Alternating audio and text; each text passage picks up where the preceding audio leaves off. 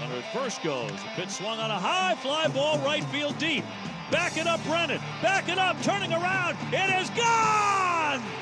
Carpenter touching the ball. A 3-run bomb. And the Tigers have stunned the Guardians. This is Dirt and Sprague. First pitch, a roller to Witt. He has it, he fires, and the Royals will take game 2 by a final score of 4-2. This series is now tied 1 game apiece like all the others. With Andy Dirt Johnson and Brendan Sprague. It's going to be a direct snap to Kelsey. Got the snap, hands off to Worthy, runs over the right tackle, touchdown Kansas City. The Chiefs have just gone up on the New Orleans Saints 22-13. Dirt and Sprague on 1080 The Fan. All right, 6:02 in the Rose City. Time for Dirt and Sprague on Portland Sports Leader 1080 The Fan.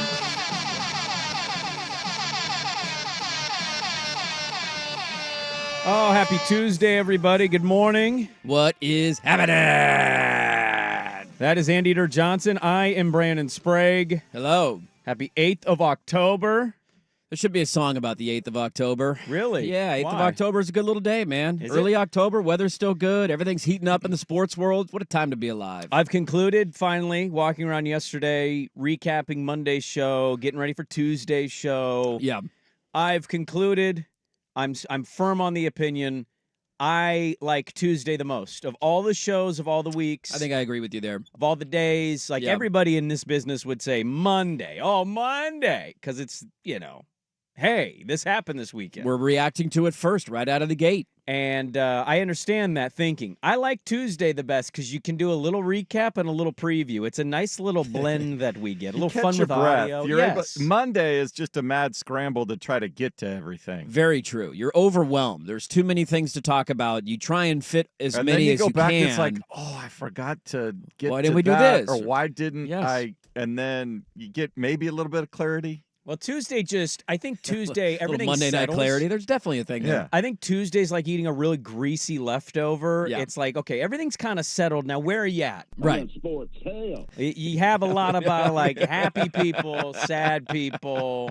It's a good blend of the sports fan that we get. You on get the Tuesday. callers on the shows on Monday that then provide great audio for the Tuesday show. That's the ugliest little sister on the block. You can't lose to the ugliest little sister on the block, man. That is a no. You can't do that. Exactly. I was glued to all of that reaction stuff yesterday. Oh, And I tuned in, yeah. It was glorious, and I was laughing my absolute ass off watching callers into the Feinbaum show. Monday shows are truly overwhelming. They're stressful and they're overwhelming because you want to do, like, I feel like we could do 30 to 40 minutes on just a handful of big topics out of the weekend, but you wouldn't get to anything else. And so you like almost shorten everything up and then you try and fit more stuff in. It's not an easy puzzle to put together. So I like when the dust settles, Tuesday gets here, there's all sorts of leftovers from Monday. I'm with you. I think Tuesday shows are better than Monday Also, shows. Tuesday's just highly regarded as the worst day of the week for Yeah. most people. Come And on. I've always liked Tuesday. I had a soft spot for Tuesday. Big Tuesday guy. Wednesday's the worst day of the week. Really? Yeah, I'm going Wednesday. Monday, it's not bad. You're back, whatever. Mondays are fine. Wednesday's Tuesdays the are worst day of the disrespectful. week? Wednesday, you're not halfway there, but you're not halfway in. I It's think just you this- are halfway there. It's And called you Hump Day. By the time you show up, you're not halfway in. Maybe by the time you're going home, you still got 2 more shows. Thursday, you're already looking forward to Friday, and then Fridays are great. I think Wednesdays suck. I'm out on Wednesdays. See, Friday's exciting because you go into the weekend, but I would argue Friday is an underrated bad day because you think it's the weekend mentally, but you have to work. There's still more stuff to do. And then if you're like us, if you're a sicko out there and you're listening to Dirt and Sprague at 6 a.m., Hey. that means Friday night, you're contemplating, do I Red Bull or do I just crash at 9 o'clock at night? How long am I going to make it? So does it really feel like a weekend because, well, I'm going to bed at 9:30 at night, Well, or do I energy drink it up and recharge myself? Dare I intrigue you in a Friday night game, Big 12 after dark?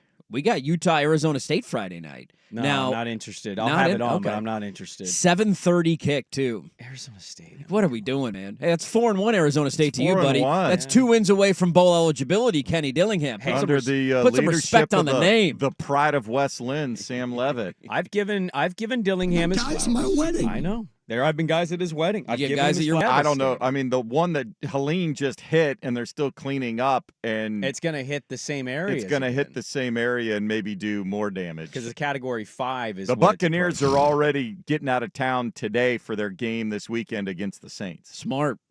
You got to get the hell out of there. Is New Orleans going to be okay? It's mostly just hitting Florida. It's I think. supposed to, mostly yeah, in the go Gulf of Florida. right was- over the middle of the state. Yeah. There was somebody that had a message yesterday that I saw that was circulating on social media that was basically like, I live right where the storm's going to hit, and everybody's telling me to evacuate. There's no gas left, and like the highways are not moving because everybody's trying. It's it's a small, narrow state. You can't go side to side. There's only one way out of Florida, and everybody is going that way to get the hell out of the state. And basically, it was asking like, what the hell should I do? Because I can't get out. Freeways are jammed, and oh, by the way, there's no gas left. Yeah. So everybody filled up all their gas tanks, and now there's nothing left. Yeah, this is the balance that I constantly do when hurricane season is here or it's wrapping up, where I see these hurricanes hitting those areas, and I'm just feeling for all those people.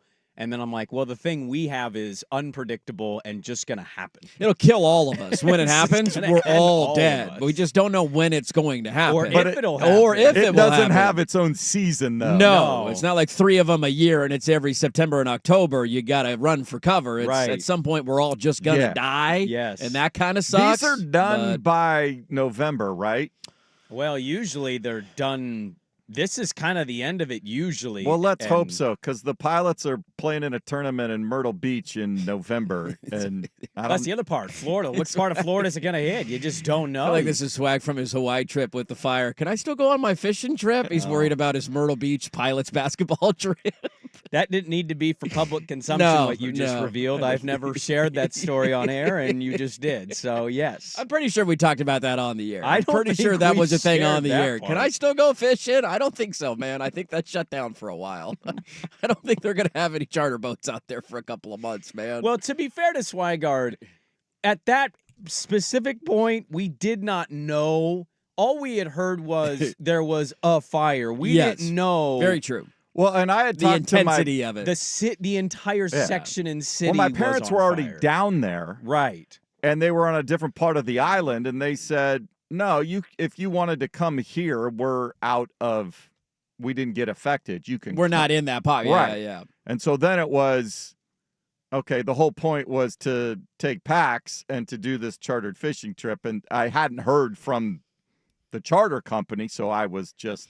So look, we've just already peeled the Band-Aid So off. we I did, said, yeah. hey, So we is leaned this in. even We going did. on? Commercial break. We Yeah. leaned in. Swag's about to leave for Hawaii last year. The big fire that happened in Maui. Yeah. Terrible fire. And terrible, devastating Yeah. fire. It's still. They're just rebuilding. Yes. Yeah. I mean, they just started The rebuilding. old That's a long old time, Lahaina man. town is still Yeah. walled off. They're still getting in there. And the fire is happening, and all we're seeing is that there's a fire near Lahaina. Nobody can get out. People are dying. Buildings are down. Well, we didn't know all of that quite yet. We just knew that there was a bad fire starting in Lahaina.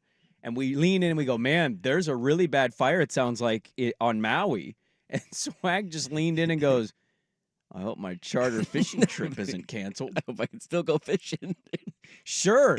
Yeah, I don't think so. I think that one's going to be cut off. I don't think that's going to be a thing anymore. We do all do that though, right? Like if you're going somewhere and something has happened, You're selfishly you thinking immediately of, think yeah. of, well, how is this going to affect me in any way, shape, or form? I think by the time November rolls around, Myrtle Beach will be okay. I can't imagine Myrtle Beach will be gone to the point where in November you can't go on a basketball trip. This But I don't is know. usually when hurricane season is wrapping up. Yes, I know. it usually is. Yeah. It's like August to this point of October. I was glued to the last one, and then it ended up affecting areas way worse than we originally thought. Like yeah, that one, it was flooding like up in North Carolina, Inland that's Carolina, where it got yeah. it the worst. They had But mudslides. and I remember watching the coverage of it when it initially made landfall. Everybody thought Florida was going to be the place hardest hit, where it came inland, and it did. I mean, there was serious devastation and flooding and all that, but the worst ended up being in North Carolina. And so this one is supposed to just decimate the coastline of Florida, and it's horrible, man. It's one of the reasons, like, I'm sure the weather's beautiful and the sand and all that, but having to deal with this 3 times a year, 2 times a year, and not knowing, am I going to be in the pathway? Is it coming my direction? Do I need to evacuate? What happens to my house? Like, I would not want to sign I up think for it's that. going to pick up steam. I think it went across the Mexico, It's in the Gulf of Mexico. peninsula, Yeah. and as it turns into the Gulf, it'll pick up steam. It's right around 150 mile an hour. Yeah, they were sustained saying winds. 150 mile an hour winds. So This it's is like right the between- fourth strongest hurricane they've ever tracked. Yeah, it's right Wow. between a Category 4 and 5. Crazy. No, thank you. Yeah. No, thank you, I think man. I'd take the unknown and unpredictable over the 3-4 times a year. Yeah. Hey, you got to leave, and we're also not sure your insurance company is going to help you much. And how long is it going to take to get that money? Oh, I how mean, long is it come going on. to take to rebuild everything? They're losing insurance companies in Florida. Yes, because why would you want to be an insurance company in Florida? That doesn't sound like a very good business Not plan. a lucrative situation No. there if this is looming. Yeah. They want to be in an insurance business where they just take your money and they don't give you any money back. That's the beauty of the insurance industry, which is an absolute scam, but I digress. Did you see there was a thing on social media that showed an airplane flying through the origins of Helene? And it's the NOAA, and that's basically how Yeah. they get all of their information and track this. Is these guys get in an airplane, The National Oceanic Yes. and Atmospheric. They're flying over it? That's and they're what flying doing? like over There's and in there's it a little bit. plane. Yeah. It's the Air Force, I think, or somebody, and they Holy fly into it, and then they get into the eye of it where That's it's how they all track it, calm, yeah. and they get readings. That's how they get readings. crazy. Can you imagine how scary that would be? Look at the video. It's That is nuts. They're all super terrifying. calm and they're just flying through hurricanes. Do-do-do-do-do. It's 180 miles an hour winds. Like, no. Why'd you No. make him a Muppet? I don't know. He went Bert and Those are Ernie guys. there. Those are guys that are Bop. training to be astronauts. Let's not kid ourselves. Oh, they're absolute Yeah. badasses, and I would be pooping my pants the entire time. Yeah, I could not do it. I'm scared of flying as is, let alone flying in a hurricane. Would you rather live in hurricane territory or tornado territory? Well, I've been in a tornado alarm. I went to Oklahoma in '96, and my grandma lived in a tiny little podunk town, and they had the sirens go off. You got to go get underground, find your bunker. And we went into a bunker. Nothing ended up happening. Yeah, didn't end up getting hit by it. But being kind of around and near that a is little scary. Well, yeah, we don't have any of that. Where am I was going? like 9 years old. I think I would take tornadoes over hurricanes. I feel like the chances of being affected by a tornado are smaller. If it's like an F4. Oh, I'm 3 or not saying the 5. devastation where it hits isn't bad, The but tricky part look is how making wide this sure- hurricane is, man. It's Yeah, like I half know. the state of Florida. Like Yeah. if you're But- down in the tip, maybe you're okay, or if you're up in certain pockets, maybe you're all right. But like Hurricanes, the whole you got, thing's getting hit. but you're tracking that before you have That's some true. warning. That's true. Tornadoes are not as tornadoes much a warning. can Yes, very true. show up and with very little warning. I mean, didn't you see Bill Paxton, Helen Hunt? I did, yeah, very little. They didn't What know where do to you go. do when it just drops in your house and Yeah. misses that house? Exactly. You know? It kills your dog and your dad. We need to get Dorothy up and running. We do, man. Where's Pate at this weekend? Go send him after a tornado. Well, Come on, man. He mentioned the weather pattern for the Georgia-Bama game. For a weather nerd, this has got to Yeah. be like Nirvana, So when's right? it's supposed to make landfall tomorrow, I believe. I think so. Yeah. Is when it's supposed to make landfall. Yeah. Let's see if there's any Florida games this week. The underrated part Milton. too on Hurricane Milton. The underrated part of the hurricane is the residual rain for all the other areas. Like you're not getting hit, but like, Very are we true. going to get 5 inches of rain today? Very true. Doesn't look like Florida State plays this weekend. Florida is on the road at Tennessee. Okay. So we got What that about the going for us. FIUs and the FAUs? Let me check my UCFs. UCF is at home on Saturday. Oof. They play Cincinnati in And Orlando. might be getting hit by some of this. Supposed to be 83 and sunny by Saturday, but good luck by the time you get there. Yeah. What conference is FIU in? I don't know. International. I conference? digress. I don't know. American Conference, Yeah, maybe? Who the hell knows? That would make a Outer lot of Conference sense. South USA. Florida is playing on Friday at home in Tampa. Mm, So good luck with that. FAU is at home on Saturday in Boca Raton, man. taking on North Texas. That's tough, but it's crazy to follow that stuff through the news, man. I mean, I'll be watching it tomorrow. I'm glued to this stuff. It's fascinating to watch, and I hope everybody's getting the hell out of there, and it's good to be safe. I'm glued to a lot, and the weather is one. Sports is the other. Yes. I was tweeting with somebody this week, and sports are the best. It's all we have. It's all I have to look forward to in life outside of just seeing my family. I saw a funny thing the other day. We talked about Michael Irvin being on all fours and barking like a dog at the Miami game. Who hasn't? And somebody said, sports have an unhealthy, role in my life, which they do for all of us. But he said he had never been on all fours. I'd never watched a game in doggy style. And I thought about putting up a poll question of, have you ever watched a game in doggy style? Have you ever been Michael Irvin? Because I definitely have gone doggy style for a game. Really? Don't pull that. Yes. I mean, that's definitely. How do I'm we not pull I'm that? pretty sure the game-winning or the attempt at a game-tying kick last year in the Oregon-Washington game. I'm pretty sure I was doggy style in my living room Here we go. watching that kick. I couldn't was stand bad up timing. anymore. I couldn't lay down. I think I was on all fours. Okay. All right. And it's the trust tree. I'm okay acknowledging that. Good for you. I don't know what to do with that comment. Just sitting out there in the ether. Just go doggy I style. don't know what game would constitute you being in that position, but good for you. Probably this weekend. I'm going to be in the press box, doggy style. Big fourth down conversion. Move over, Anthony. You don't get riled up very much, very often. You I lay felt down. like yesterday me doing the landing day stuff was kind of starting to get the blood boil a little Oh, bit. let's go. It's I felt game like I was week, baby. triggering you a little bit. It's game week. I'm ready to go. I was gaslighting you. Yeah, you You damn sure right you were. Gabriel's better than Howard? Yeah. Oh, I'll tell you he is. Stop poking my bear, damn it. It's a big game. It's a massive You game. poke my bear. We got mighty Nevada. Big one down in Reno. Is that where they play? Is Yep. that where Nevada is? All right, let's just go. You're Okay. depressing me Sorry. now. All right, we got a lot to get to. I want to start with an observation and something in the NFL that needs to be mandated next on the Fan. Oregon.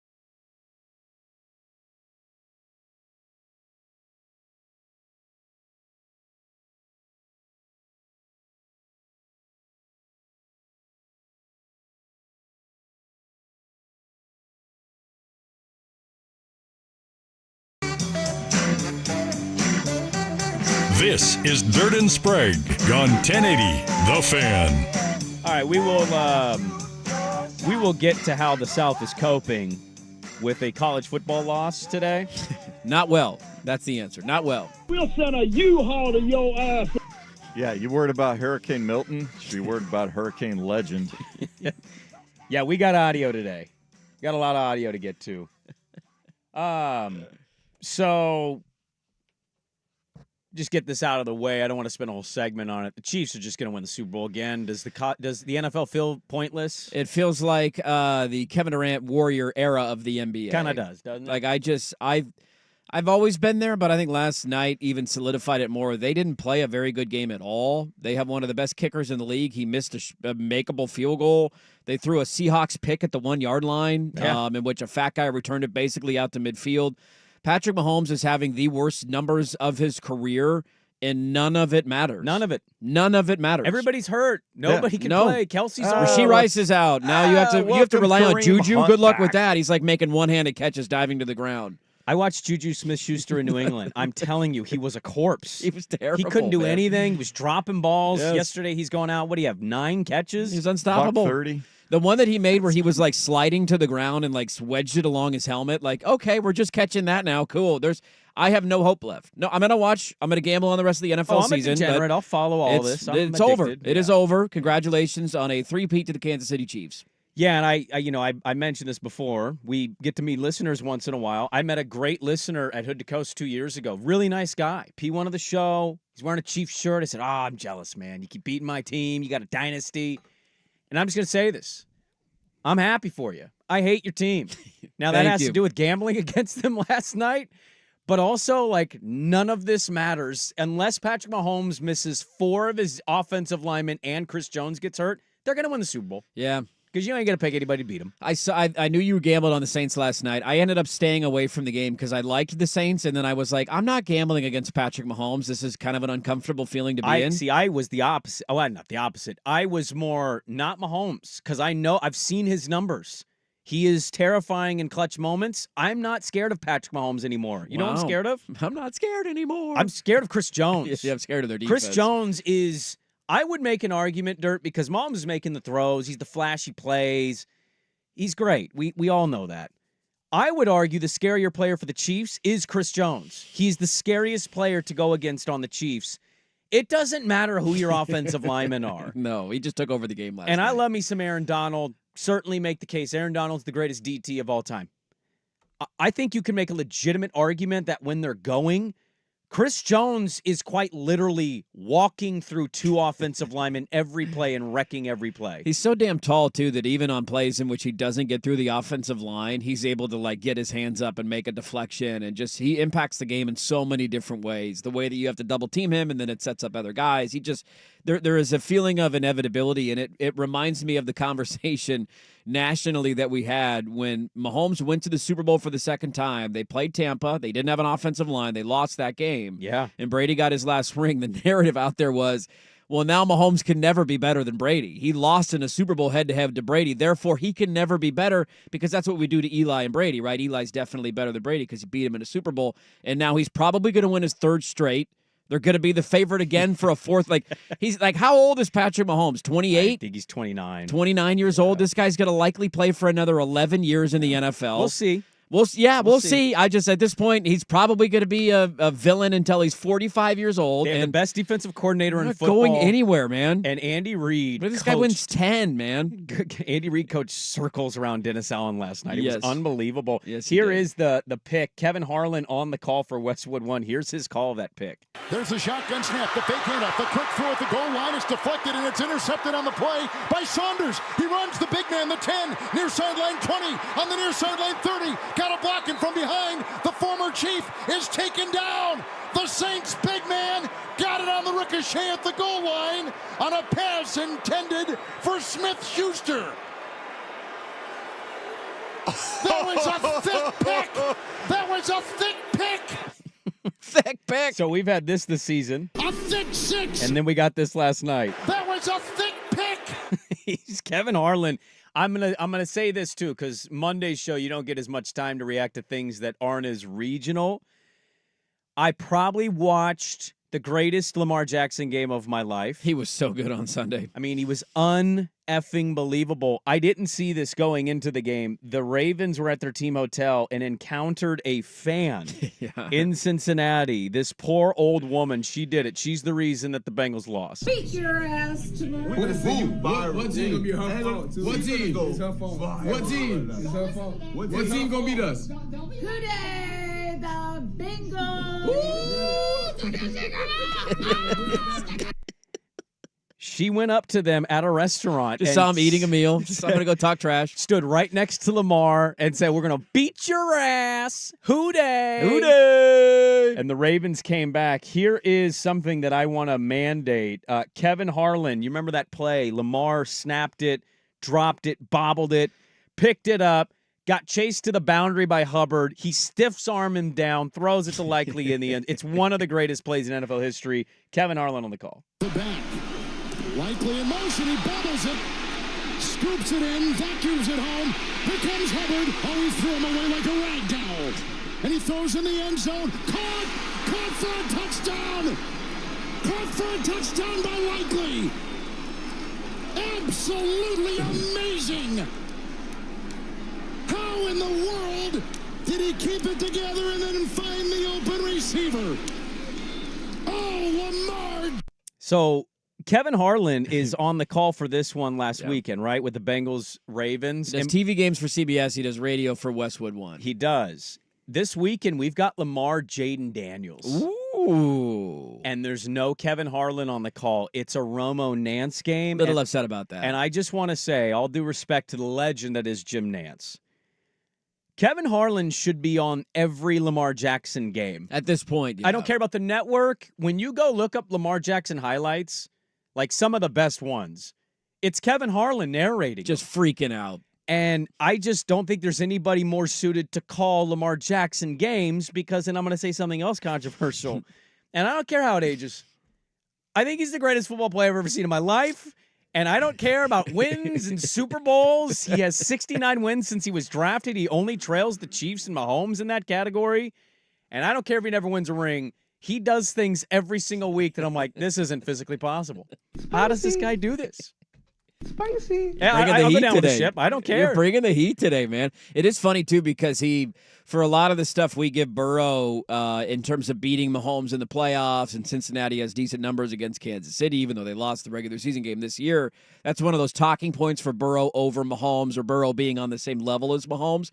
You know what Lamar's record is now against Joe Burrow? It's like 7-1, isn't it? I think he's only lost 8-1? once to Cincinnati against Burrow. He's like 5 or 6-1. And like Burrow is, yeah. He dominates that matchup, and it's an interdivision matchup, and he beats him nearly every time that they play. And so he clearly has the leg up there. That was that was one of the most impressive plays I've ever seen in the NFL. The entire game was that, though. It was he just had him. Multiple plays where he had one play where he was running backwards. He saw the line. He spun. He started running backwards. He then jab-stepped forward and completely surprised the defensive lineman, spun out of it, ran up 4 yards just to throw it away so he didn't take a hit. Wild stuff. He dropped 10 pounds this offseason so he could be faster, and it is showing. Lightning quick Lamar, man. It's just, look, I know it's a bit of a hot take.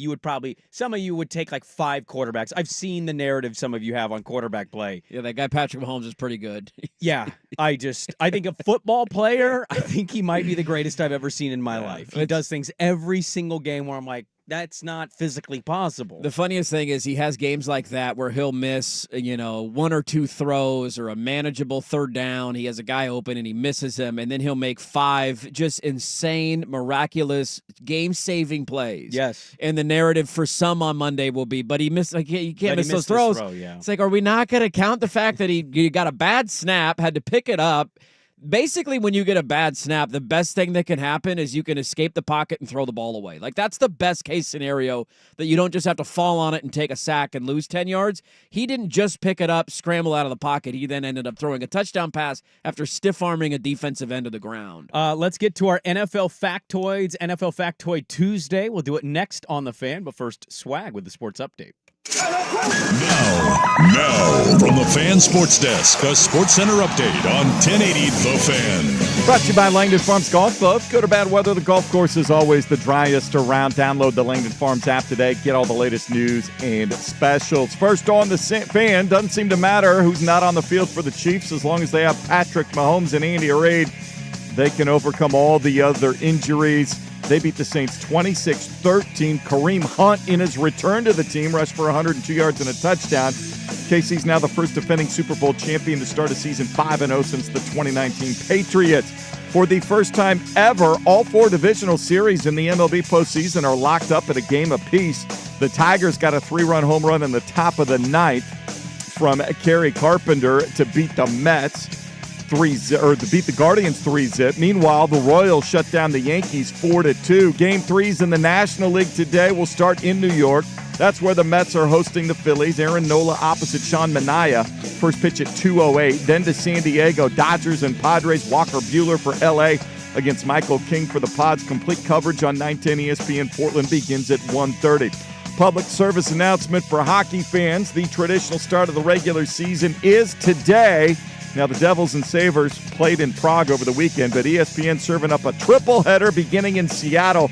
Kraken start the Dan Bylsma era, hosting the St. Louis Blues. 4 o'clock, the Boston Bruins are in Florida to face the defending Stanley Cup champion Panthers. And at 7, it's the debut of the Utah Hockey Club taking on the Chicago Blackhawks. More sports scores and stories in 30 minutes. Jason Swigard from the Fan Sports Desk. Listen live or on demand at the Odyssey app, the Fan's desktop player, or tell your smart speaker to play 1080 The Fan. Jump back to earlier parts of your favorite fan.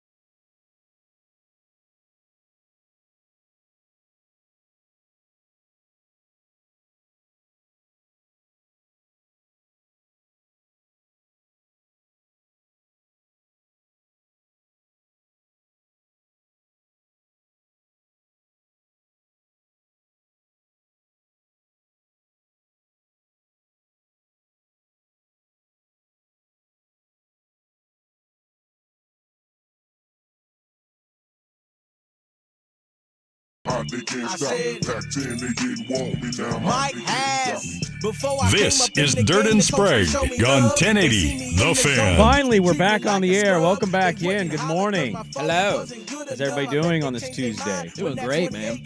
Poll questions up. Who scares you more when your team takes on the Chiefs, Patrick Mahomes or Chris Jones? So far, all of you are wrong. It's so easy to vote Mahomes, and I get it. He's an amazing player. I'm not trying to take away his greatness, but if you watch the Chiefs and your team takes them on in a big game, you see who wrecks you the most. It's frustrating because it breaks down the way that we talk about football, and I was not here for some of the postseason run last year because old Teddy Ballgame was born and I was gone, but they went on to win another Super Bowl. Because of Chris Jones. Because of their defense. Yeah. And they were dominant against Baltimore. They were dominant against San Francisco, two of the best offenses in the entire sport. Let's also not overlook what they did to Miami, who I know it was a cold weather game for them, but they completely shut down Miami in that divisional round matchup. Like, good against Buffalo. So it's not that Mahomes didn't do anything, but it's okay to have nuance when discussing this. Mahomes does not win every game single-handedly by himself. He has had the benefit of playing for an unbelievable organization and now arguably the best defense in the league. So that's or one of the best defenses in the league. Mahomes is propped up. I agree. Let's start that narrative. He's the next Brady, dude. It's a system quarterback, man. Put him in Cleveland. What's he doing? Let's get off our NFL factoids on a Tuesday. Didn't do it last Tuesday, but we got them this Tuesday. We like to do the NFL factoids every week. She's alive. And let's start here. Dirt. What do Michael Pittman, Tyreek Hill, Josh Jacobs, Miles Sanders, and Courtland Sutton have in common? They all caught a touchdown this week? Nope. That's all I got. They each have less touchdowns than Vikings linebacker Andrew Van Ginkel. Then what? He has 2 pick sixes this season. He got one on Rodgers in England. All those guys only got one tutty on the year? Yeah. As a non-fantasy guy, I don't pay that much attention to touchdowns, but I know it's a big deal for the fantasy bros out there. As a Tyreek Hill fantasy owner, not good. Would also tell you, yes, he's having a bad year. Not good. The Mike Evans ones is kind of surprising. He's only got one tutty on the year? I didn't say Mike Evans. Oh, I said thought Michael Pittman. Michael Pittman, my apologies. Yeah. Okay. Of the Colts. Josh Jacobs having one surprised me because he's had a pretty good year so far. He has had a good year. Andrew Van Ginkel, 2 pick sixes. That's a nice play they made early in that game. Minnesota probably doesn't win it without the way their defense played. That was more of a defense win than offense win for them. This one courtesy of CBS Sports, who says, with his 359 yards and 3 touchdowns, if you add his last 4 starts with Cleveland, Joe Flacco became the oldest player ever to have 5 straight games of 300 yards and 2 tuds in a game.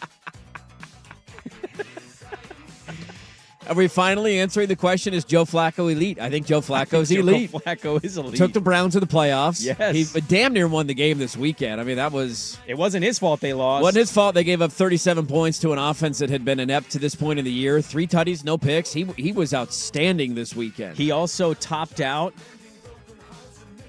at 18 miles an hour on a scramble. What? I'm not buying that. Didn't he rush fake for like news. 40 That's yards fake news. or something in the game? I'm not buying that. He had like a 25-yard run. He had 3 carries for 22 yards in the game. He had a 21-yard scramble. Yeah, that's what it was, 21 yards. Him scrambling for 21 is a miracle. I didn't know that was physically possible. I did not see that highlight when it happened.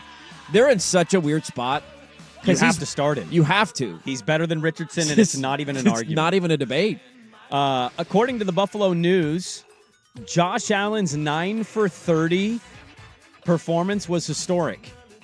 His 30% completion percentage is the lowest completion percentage with at least 30 attempts in the last 30 years in the NFL. Ooh, buddy. It's not good, man. This is the beauty of the NFL. The first 3 weeks of the year, Buffalo looked like a wagon. They looked like they were unstoppable on offense. They were shredding everybody, put up 47 against the Jags, like just on fire. And then they run into a buzzsaw in Baltimore on Sunday night, a bad turnover late. They were trying to make their way back into that game, whatever. They shut it down late. And then, I know they woke up late offensively in this game, and Keon Coleman had a long touchdown, but he had 1 catch on 5 targets. Like, that was an inefficient offense, and they threw 3 incompletions on their biggest drive of the game to basically hand the win back to Houston.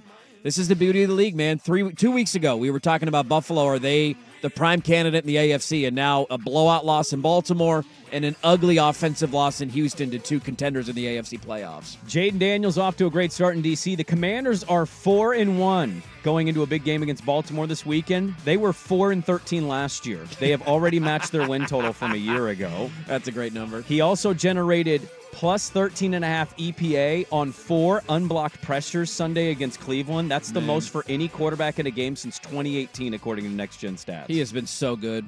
82 rushing yards, efficient throwing the ball. He has been so. You keep waiting for that rookie game to happen where you're like, oh, there it is. Okay, that was ugly. It just hasn't happened. We played this earlier. That was a thick pick. According to Next Gen Stats, 324-pound defensive lineman Colleen Saunders, who intercepted Mahomes in the end zone, reached a top speed of 15.79 miles per hour, which is the third fastest for a player of 320 pounds or more since 2016. Guy was scooting, man. A thick pick. He was hauling ass. He never even contemplated going down in the end zone. You don't get to touch the football very often. The second that thing hits my hands, I'm going, baby. But everybody had the same reaction when the receiver caught him right up. He's going to fumble this. Probably. Everybody thought that. What was the game a couple weeks ago where that happened, where there was a pick and then the defensive lineman ended up fumbling it? Somebody chased him down from behind. I can't remember if that was a college or an NFL game. Aikman went back. Aikman was on that. That's one of Aikman's best calls. He's like, that guy had to play some running back. Yeah. And they found out that he did. And they found out that he did in high school. You guys glad that you now have the information, too, that his brother is a backup dancer for Taylor Swift? So good. I don't know what I would have done in that game without that information on the broadcast last night. I definitely needed the video footage of it, too. Sure. Let's show him on the sidelines before the game and then show Taylor Swift. Can you stop bad-mouthing my Swiftie? I needed all of that information to properly process that play. Joe Fisher once said he could run a 40 in 5.2 seconds. He has yet to do it, and I think only gained weight since. Yeah, not happening. Can Joe Fisher run 15.79 miles per hour? No. This guy's an elite athlete. Yeah. No. Joe Fisher, not an elite athlete. Okay. Well, he said he could run the 40. He never ran the 40. No. This is the swag 300-pound squat. Hey, it's at not, least I you tried. At least I put You at least tried. You a gave it bar an on my attempt. back and said, "Oh, this was a bad news." That did not go well. Swag will be at Thursday Night Football, so he'll be out on Friday's show. But Thursday Night Football should be good. Niners, Seahawks, both desperate after bad losses. I didn't know this. I should have. Seahawks haven't beaten the Niners since 2021. I do know that, yeah. That's just, I didn't know it'd been that long. Well, I mentioned that the Niners had a manageable schedule last week on the show, which now looks incredibly stupid because they lost to the Cardinals, but it made Seahawk fans text in and say, really, on the road in Seattle is a manageable schedule? And that made me look it up and say, well, they haven't beaten them in 4 years. So, But we can't beat the Cardinals right now, so I don't know what else could happen on Thursday. 64% completion percentage, 482 passing yards, 59 rushing yards, 3 passing touchdowns, 2 rushing touchdowns, and a 3-game winning streak. Ladies and gentlemen, Bo Nix in Denver. Yeah, Bo buddy. Nix in Denver. 3-game winning streak. How about that? Another team that's in the mix for maybe the best defense in the league. They're definitely in the conversation at this point. It's going to give them a chance in every game. How much are we betting on the under of Chargers and Broncos this weekend? If you would have bet the under in Raiders-Broncos, the Broncos almost hit the over by themselves. It was 36. But the Chargers, I think, have a more respectable defense. Am I wrong in saying that? Depends on how healthy it is. You hope after the bye. I wouldn't touch That's what I'm saying. Off of a bye week, it should be healthy. And then we'll see how the ankle is for Herbert. Let's stick with rookie quarterbacks. Caleb Williams with a nice performance versus Carolina Sunday. He threw for 304 yards. According to Eric Lambert, Bears beat writer, his 300-yard game, he's had 2 in the last 3. Justin Fields did that once in 3 years. There you go. There's your argument for making the pick. He's been awesome the last 2 weeks. He seemingly has settled down. Part of that is the competition they played. Carolina, I think, is reminding us, oh, that's right, one of the worst teams in the NFL. Despite that one game from Andy Dalton where he looked very good, that team is absolutely terrible. They play, I think they got Jacksonville, if I'm not mistaken, in a London game this weekend. But he's trending in the right direction. That's all you want to see, man. I don't know what the season expectation is. Every week, get a little bit better, fix a mistake, and he seemingly is going in that direction. This one from The Athletic. Tidbits from that abysmal game between the Dolphins and Patriots. I gambled on that game. One of the worst football games I've ever watched. An inch away, a heel away from covering a damn spread. The Dolphins took their first lead of the 2024 season with a field goal. They led 3-0. Imagine if I told you going into the year, week 5 was the first time the Dolphins would lead against a team and to be 3-0. That's so sad, man. And I'm sorry for Seahawk fan because you got double doinked in this segment. This is a gross one. The Patriots have only registered 300 total yards of offense once this year. It was against Seattle. That defensive front is a problem right now. That is one of the worst offenses I've ever seen in my life. Now, did the Browns get 300 yards this weekend? I don't think they did against the Commies, right? Because the Browns were the only team left without a 300-yard game, and if they did, it was in garbage time. I am with only 13 points and Deshaun Watson being the worst quarterback in the history of the NFL. They had total offense. Where is it? 212. Nope, they are still the only team in the NFL without 300 yards in a game. I like to look on Twitter once in a while for factoids, and when you type Lamar Jackson in Twitter, you know what pops up in the feed? A tweet from last year where Emmanuel Acho, hot take extraordinaire, is on his FS1 show proclaiming the Deshaun Watson trade absolutely worth it, and we need to stop debating because he beat the Ravens 33-31 and threw for 200 yards. 200 total passing yards, man. That take has not aged right. You mean his 1 of 13 on third down efficiency this weekend didn't get the job done? No? 212 total yards of offense? No, didn't get the job done? Hey, it's a Tuesday and the nerves are already flowing. Next on The Fan.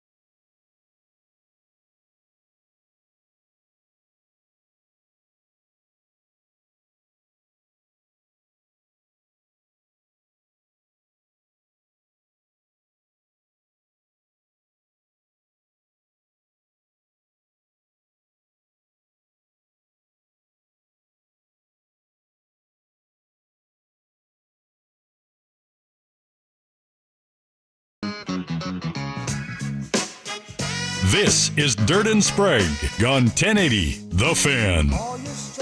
We will get to the reaction.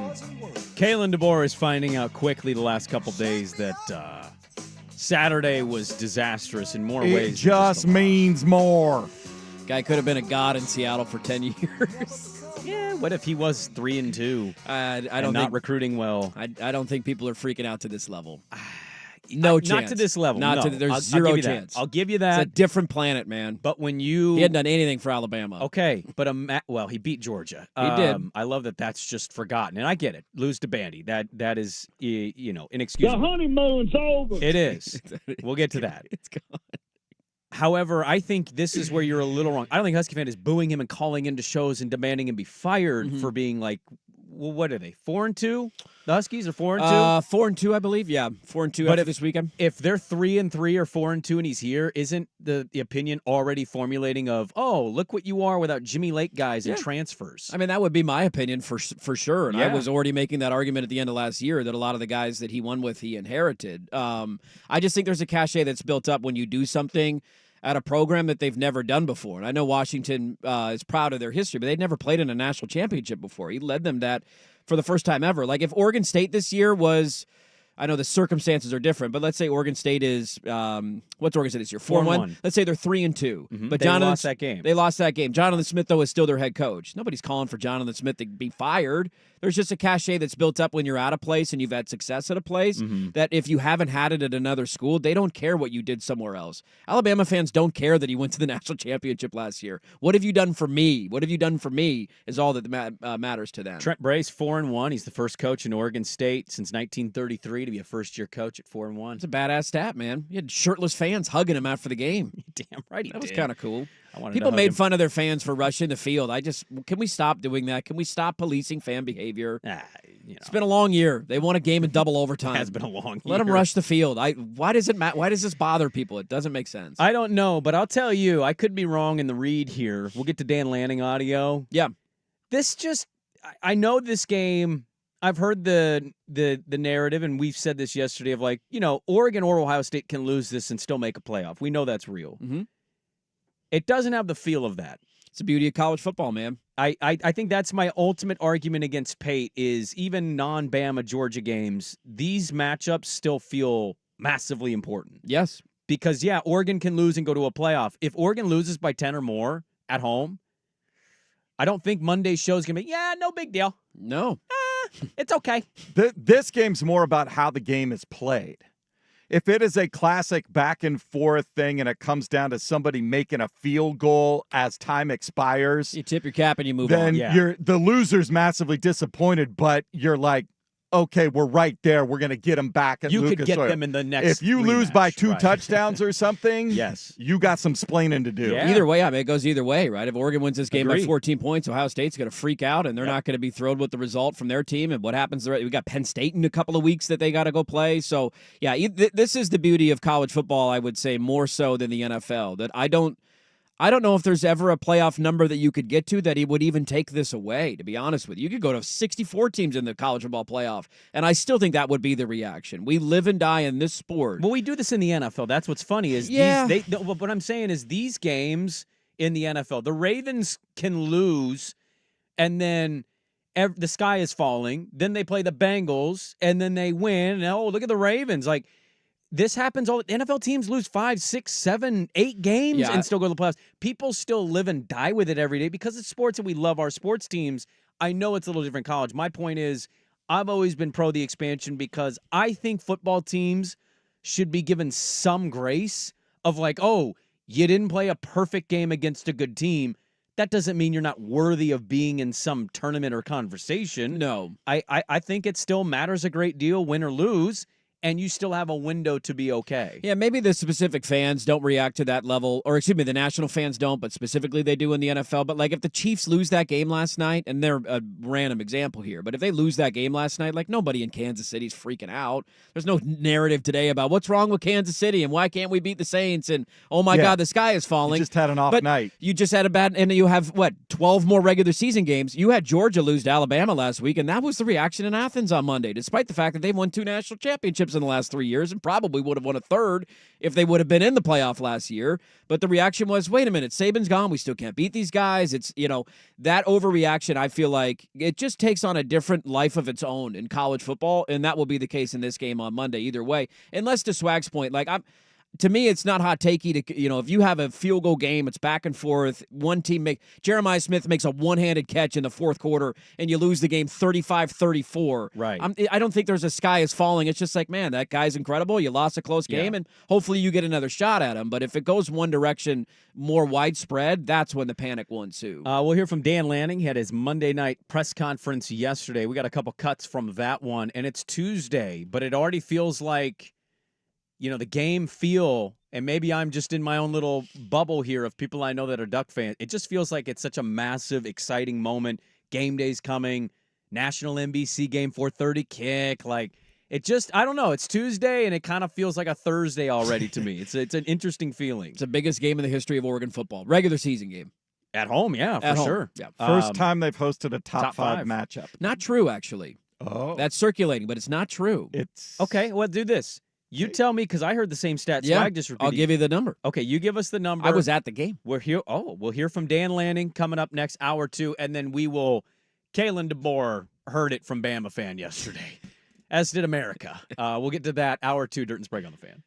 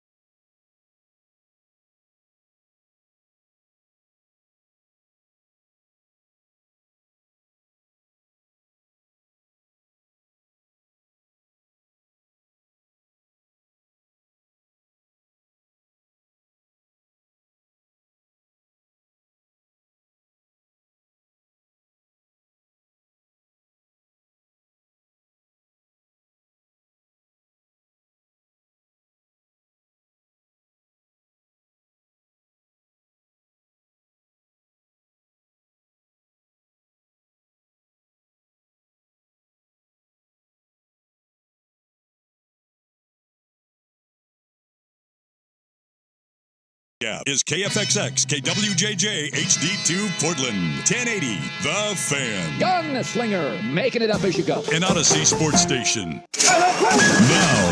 Now, from the Fan Sports Desk, a Sports Center update on 1080 The Fan. First on the Fan, Chiefs overcoming injuries throughout the lineup, but they still had Patrick Mahomes, Travis Kelce. That seemed to be enough for a 26-13 win over the Saints. Kareem Hunt was welcomed back to his former team with 27 carries for $102 and a touchdown. KC, the first defending Super Bowl champion to start a season 5-0 since the 2019 Patriots. For the first time ever, all 4 divisional series in the Major League postseason are tied at a game apiece. The Tigers get a 3-run home run in the top of the 9th from Kerry Carpenter for a 3-0 win over the Guardians. the Royals with a big fourth inning. That's enough to beat the Yankees 4-2. Today it's Game 3s in the National League. We'll start in New York. The Mets host the Phillies. Aaron Nola opposite Sean Manaea on the mound. First pitch scheduled for 2:08. Then to San Diego where the Dodgers and Padres square off. Walker Buehler opposite Michael King. Complete coverage on 910 ESPN. Portland begins at 1:30. More sports scores and stories in 30 minutes. Jason Swigard from the Fan Sports Desk. Listen live or on demand at the Odyssey app, the Fan's desktop player, or tell your smart speaker to play 1080 The Fan. The Fan is live on YouTube and Twitch. And now, Window Nation brings you on-demand videos. Watch Window Nation's window into 1080 The Fan. One day, some of the kids from the neighborhood carried my mother's groceries all the way home. You know why? It was out of respect. This is Dirt and Sprague. The most important thing in business is honesty, integrity, hard work, family, never forgetting where we came from. See, you are what you are in this world. That's either one or two things. Either you're somebody or you're nobody. With Andy Dirt Johnson and Brendan Sprague. A month from now, this Hollywood big shot's gonna give you what you want. Too late, man. Start shooting in a week. I'm gonna make him an offer again with you. Dirt and Sprague on 1080. Me, I always tell the truth, even when I lie. So say good night to the bad guy. Come on. The last time you're gonna see a bad guy like this again. The Fan. All right, welcome back in. Hour number 2, Dirt and Sprague here on 1080 The Fan, the Odyssey app. Happy Tuesday, October 8th, everybody. Good morning. Welcome in.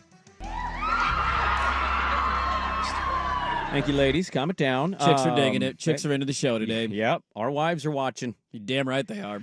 We have a lot to get to in the second hour of the program. You can connect with the program at the Vancouver Ford text line, 503-864-6326. They treat you right before, during, and after the sale. Visit them at vancouverford.com. You can tune in at 1080 The Fan AM. Old AM radio. Still a thing. 99.5 HD2. Going strong, still standing. The Odyssey, yeah, well, strong, yeah. It's still standing. Still standing. The Odyssey app or youtube.com/1080 The Fan. A hodgepodge of stuff in hour number 1. We ended it with the Oregon-Ohio State. We keep doing little peekaboos of this game, even though it's on Saturday and today is a Tuesday. I kind of feel by Friday we have exhausted everything, and there's really only going to be so much to get to by Friday, as much as we may want to holster things. I don't want to holster things. There's only so many ways you can talk about this game. Well, Friday you'll have Schulte sitting here, so you should have get Schulte's takes. He'll come in and scream at us about how Dan Lanning should be fired if he doesn't win this game. It is funny because with our new YouTube audience, we do these things in which you should go subscribe to the YouTube page because you get access to all this unbelievable free content. You just got to subscribe to it. And we clipped certain segments, and yesterday our Oregon State-Ohio State peekaboo segment was clipped, and boy, oh boy, are they excited for this game in Ohio, because a lot of people watch that video, and a lot of them are not from the state of Oregon. And I think my favorite comment was from a random Ohio State fan who jumped in, and none of them know the show or listen to the show. Sure. They just saw the and video. They won't either. It was in their algorithm, and they're never going to listen. But one guy said, I think these guys, I don't know why I'm going Southern accent, but I'm going to keep going with it anyways, was basically like, these guys get their information from the internet. Especially the one with the receding hairline. That one made me chuckle. What information was he talking I don't know. about? It just wasn't. It wasn't anything specific. Just we get our information from the Ryan internet. Day Lanning conversation. It was that conversation. Yeah. Yeah. What internet stuff? I don't know, man. I don't because know. if it's the message boards, I see how Ohio State fan reacts on message boards. That's true. I just enjoyed the shot at my receding hairline. That was unnecessary, Buckeye fan. Now you've made it personal. Yeah, what if that guy has a receding hairline? I want to see your hair. You're a random person on a YouTube comment, man. Show me your picture. We've mentioned the stats been mentioned. First top 5 matchup in Autzen history. Not so fast, my friend. Now, this is according to the Oregon notes. So this is Oregon University sends to the media all kinds of game notes and information. This is according to Oregon themselves. Yes. You pulling the Lee Corso, not so fast, my friend. Would you like to clarify that this is not the first top 5 matchup in Autzen history? So we have a discrepancy here between polls of what is the poll that counts the most. And I would ask you this question. In the year 2007, which poll was more important, the BCS poll or the AP poll? The BCS was the equivalent of the playoff poll. Thank you. Yeah. So this is an AP stat. There has never been a top 5 AP matchup at Autzen Stadium. The game that I'm going to tell you was 4 versus 6 in the AP, but it was 4 versus 5 in the BCS. Okay. And that game I was at. It was my freshman year. I will never forget the day because College Game Day was in town. The game was a 5:30 kick, and I went to game day from a party, basically, stayed at Autzen Stadium after game day was over at 9, and tailgated until 5 o'clock and then went into the stadium. That's a long day. How were your legs that day? I mean, I used to be able to get away with that. Then you wake up like nothing happened on Sunday, and now I have 2 IPAs, and I feel like I got hit by a truck. It was the Arizona State game with Rudy Carpenter and Dennis Erickson. They were undefeated. I remember that. And they came in as the number 4 team in the country. Now, Oregon was 5 in the BCS, and they were 6 in the AP. So this is a stat that's AP I'm AP-centric because it literally, I like pulled up the game thing on ESPN. I pulled up the video. It said 4 versus 5 on the because I'm like, this has happened before. I was at the game. I feel like Oregon should know this note and say this is according to the AP. AP, first ever top 5 AP matchup, and that was, of course, they won the game, devastating end because Dixon got hurt, and then everybody thought, okay, maybe he's all right, and then the next week was when his leg snapped in half in Tucson. Okay. So that was 2007. They had a top 5 game, and they won 35-23. Okay, so another top 5 matchup in Autzen, the first one in AP history. Dan Lanning holding his Monday night press conference as he does every week, talking about Ohio State and creating explosive plays. They limit explosive plays, right? They do a great job of keeping the ball in front of them. They play really physical in the front. You know, they're able to stop the run. They're really sound and aggressive at times in coverage, but you know, they pitch a lot of different looks at you as well. But it starts, they eliminate explosive plays. They play really sound football. They have good overlap in their defense. They're able to change the picture up. They have, you know, really good D linemen, good edges, and then they're able to cover, you know, outside. So they create a lot of challenges there. Ohio State right now is 6th in just passing offense. Now I know explosive plays can happen on the ground as well, 20 or 20 or more yards if I can talk. Qualifying there. Which part of Ohio State right now going in maybe worries you the most with Oregon's defense? With Oregon's defense? Yeah, when you think about what Oregon's defense has been, I think the tough thing with this question is the teams that they have faced so far and trying to wrap your brain around what is real versus what is a game against Michigan State, or for them, similar for them, Michigan State. I mean, neither team's played anybody. That's the funny part. But yes, I see the point. I don't mean this as a shot whatsoever. There is a slight difference between Trent Walker and Jeremiah Smith. Like, that's what concerns me the most. I think Oregon, and this, you know, save this for Monday, I feel like Dan Lanning has been building for 3 years to have a defensive front that can hang in a game like this. And I feel like they are stout up front to the point where Ohio State's got to run. They can run the ball on anybody. But can you limit them? Can you not have the explosive plays happen against you? Can you find a way to just bottle them up and say, can Will Howard beat us? Can we force them into 2nd and 8, 3rd and 7? Like, how do we handle those type of scenarios? What scares me the most is cornerback number 2 and how Ohio State is going to attack that. I think Jabbar Muhammad's one of the best corners in the country, and his pedigree speaks to that. Whoever is the opposite side of Jabbar Muhammad is going to get attacked endlessly because Ohio State has 2 true number 1 wide receivers in this game. I hate to interrupt this segment. Yeah, what do we got? Breaking news. What just happened? Adam Schefter is reporting the Jets just fired Robert Saleh. How about that? Not surprised at all. Tuesday? Yeah, you had to get back from London, long flight. Let him settle. I think they have a bye week. They got a bye week this week? Okay. I'm not surprised by that whatsoever. Well, I'm not either. Aaron Rodgers calls the shots there. Yes, he does. Remember Has last Matt week? Hackett been named the interim head coach? Nate Hackett? Yeah. Remember last week when this was not a thing for Rodgers? Remember that? Remember literally we just did an interview like on Tuesday. What day is he on McAfee? Tuesday, I think. Wednesday? It's today. Today. Isn't it Tuesdays? I think so. And this is not a big deal. I get can't wait along for him to say great. this isn't his decision. No, I had nothing to do with this. I have no say in this whatsoever. I just get to handpick offensive coordinators and wide receivers, and I'm going to make you trade for Devontae Adams. I get to control everything in the organization, just not who the head coach is. Yeah, that's not surprising, but Tuesday morning it happening is a little the surprising part, I guess, for me. I would have thought it would have been yesterday if he was going to get fired. The irony of all of this, and a listener texted this in earlier, and it's a hilarious point, and the same thing is going to happen this Thursday night as well. The Jets and Bills play this weekend. Do you realize if the Jets win that game, they're in first place in the AFC East? Oh, that division's terrible. They're in first place when they win this weekend. Yeah, the Dolphins. Or whenever they play the Bills. Technically aren't out of it. And if they get Tua back, maybe their offense gets figured out. For the love of God, don't come back to it. Don't do it, man. He's don't wearing play. shades on the sidelines. God, and I'm like, oh, your eyes still hurt. The only follow-up I have to that is, can the Niners now go hire Robert Saleh as their defensive coordinator? Is that possible? I noodled on this during the London game. I said, if he gets fired after this game, do the Niners give him a call? It's like, hey, come be a special assistant. Please help us, man. Because that defense is bad. Awful. It is a problem right now. So sorry to interrupt your Duck opinion. I did agree with what you were saying before Adam Schefter had the breaking news. I just wanted to pass that along. The Jets have fired Robert Saleh.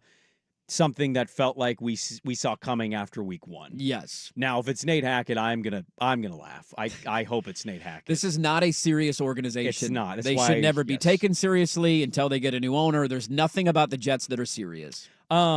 Back to the Oregon conversation. Yes. Here. I want to play one more cut from Lanning before we get to. And they do not have a bye, by the way. They play the Bills on Monday night. They have their Monday night game against the Bills. So maybe you're a week ahead or something. Because that listener said if they beat the Bills this weekend, because the Bills are 3-2, the Jets are 2-3, they'd both be 3-3. The Jets would have the head-to-head tiebreaker. They would be in first place. Rally game, like one of those weird games where they play better without the coach the first week and then it shows itself, or just they're the Jets. God, I hope that they're the Jets. The line quickly on that game for a rally point. Hold on, waiting. Because according to Orlovsky, it's the offense. It's not Rodgers. No. Yeah, 2.5. Bills are favored by 2.5 in that game. We'll see what happens with Shakir. If he's back for the Bills, their offense might get back to humming. Yes. You're not wrong on the Jabbar Muhammad, the Kobe Savage in the secondary. Jordan Birch is making quite the headlines with his play lately. He's been a beast, man. He's popping up more and more, and he was already kind of on the radar, so it's not surprising, but he's popping up more and more on the NFL draft pundit conversations of who he is as a defensive lineman. I would say rightfully so, man. He's 6'4". He's just massive. He can move. He doesn't look like your traditional defensive lineman. He's tied for the sack lead in the Big Ten. I think he's got 5, and that's playing some teams that don't even really throw the football that much. And so he's only going to keep getting better as the year has gone on. He's been so fun to watch because they challenged him a ton in the offseason to take the next step, and he clearly has this year. One more from Lanning from yesterday's press conference, his thoughts and keys to the Ohio State game. I'd say winning football is winning football, but I think you always look when you're playing an opponent, what's some commonalities in games that they haven't had success in and that you've had success in, right? Where are those places where you can find strengths? What are the pieces of the game that are going to matter the most? Obviously explosive plays and takeaways is always something that we focus on here, but rushing game, I think that matters. Ability to win on critical downs in critical situations, red area, I think are all really important. I said this yesterday, I'll say it again. I am going to be curious to see Ohio State because it's felt like, to me, a team that's looked at the schedule and knew this was coming and has basically gotten by with just being Ohio State versus who they've played. Yeah. And I'll be curious to see what chip changes or is different or just feels and looks different than what I've seen, because I've been keeping tabs on them throughout the weeks going into this game. And I haven't watched 100% of their games, but when I'm watching them, they look like a team sleepwalking halfway through a game and then going, we're Ohio State, we're going to beat you by 20 now. Let's flip that switch on, and now we're up 35-7. Yeah, the internet hasn't told me that. I've been watching that with my eyes, and so I'll be curious to see in this matchup what Chip does, because the last time he went against Lanning, it didn't go his way as the coach of UCLA. No, it was a top 10 win for Lanning. But now he has an OC. He's got all these weapons to play with, and how that goes with what Oregon's defense is. It's funny that a lot of the conversation will be on that. My biggest fear, and to me the biggest matchup, is the other side of the ball. Like, I'm strangely confident in Oregon's defense this week. Maybe I shouldn't be. Really? I am. The biggest, like, if you tell me this game goes wrong and goes sideways for Oregon, it's their interior offensive line struggling to create a push against Ohio State's front. They struggle to run the ball. That puts Gabriel into bad situations. That's where, to me, things go sideways. But, again, save that for Monday. Who the hell knows what will happen? Yeah, the running game for Oregon's also interesting. Can they win this without having an established good run game? I don't know. Because that's where Gabriel would have to step in. He would have to be the guy. We're going to have to carry this a little bit more than the ground. That will be the defensive emphasis of both teams for obvious reasons of, can we make their offense one-dimensional? Can you make third and longs? Third and longs, and let our pass rush tee off on these guys, because they both have phenomenal pass rushers. We'll have more on this throughout the week as well, but Lanning with his press conference yesterday. I want to pause Oregon talk and stick in college football. We talked Vanderbilt beating Alabama. Alabama let it be known the honeymoon is over. We'll get to that next on The Fan.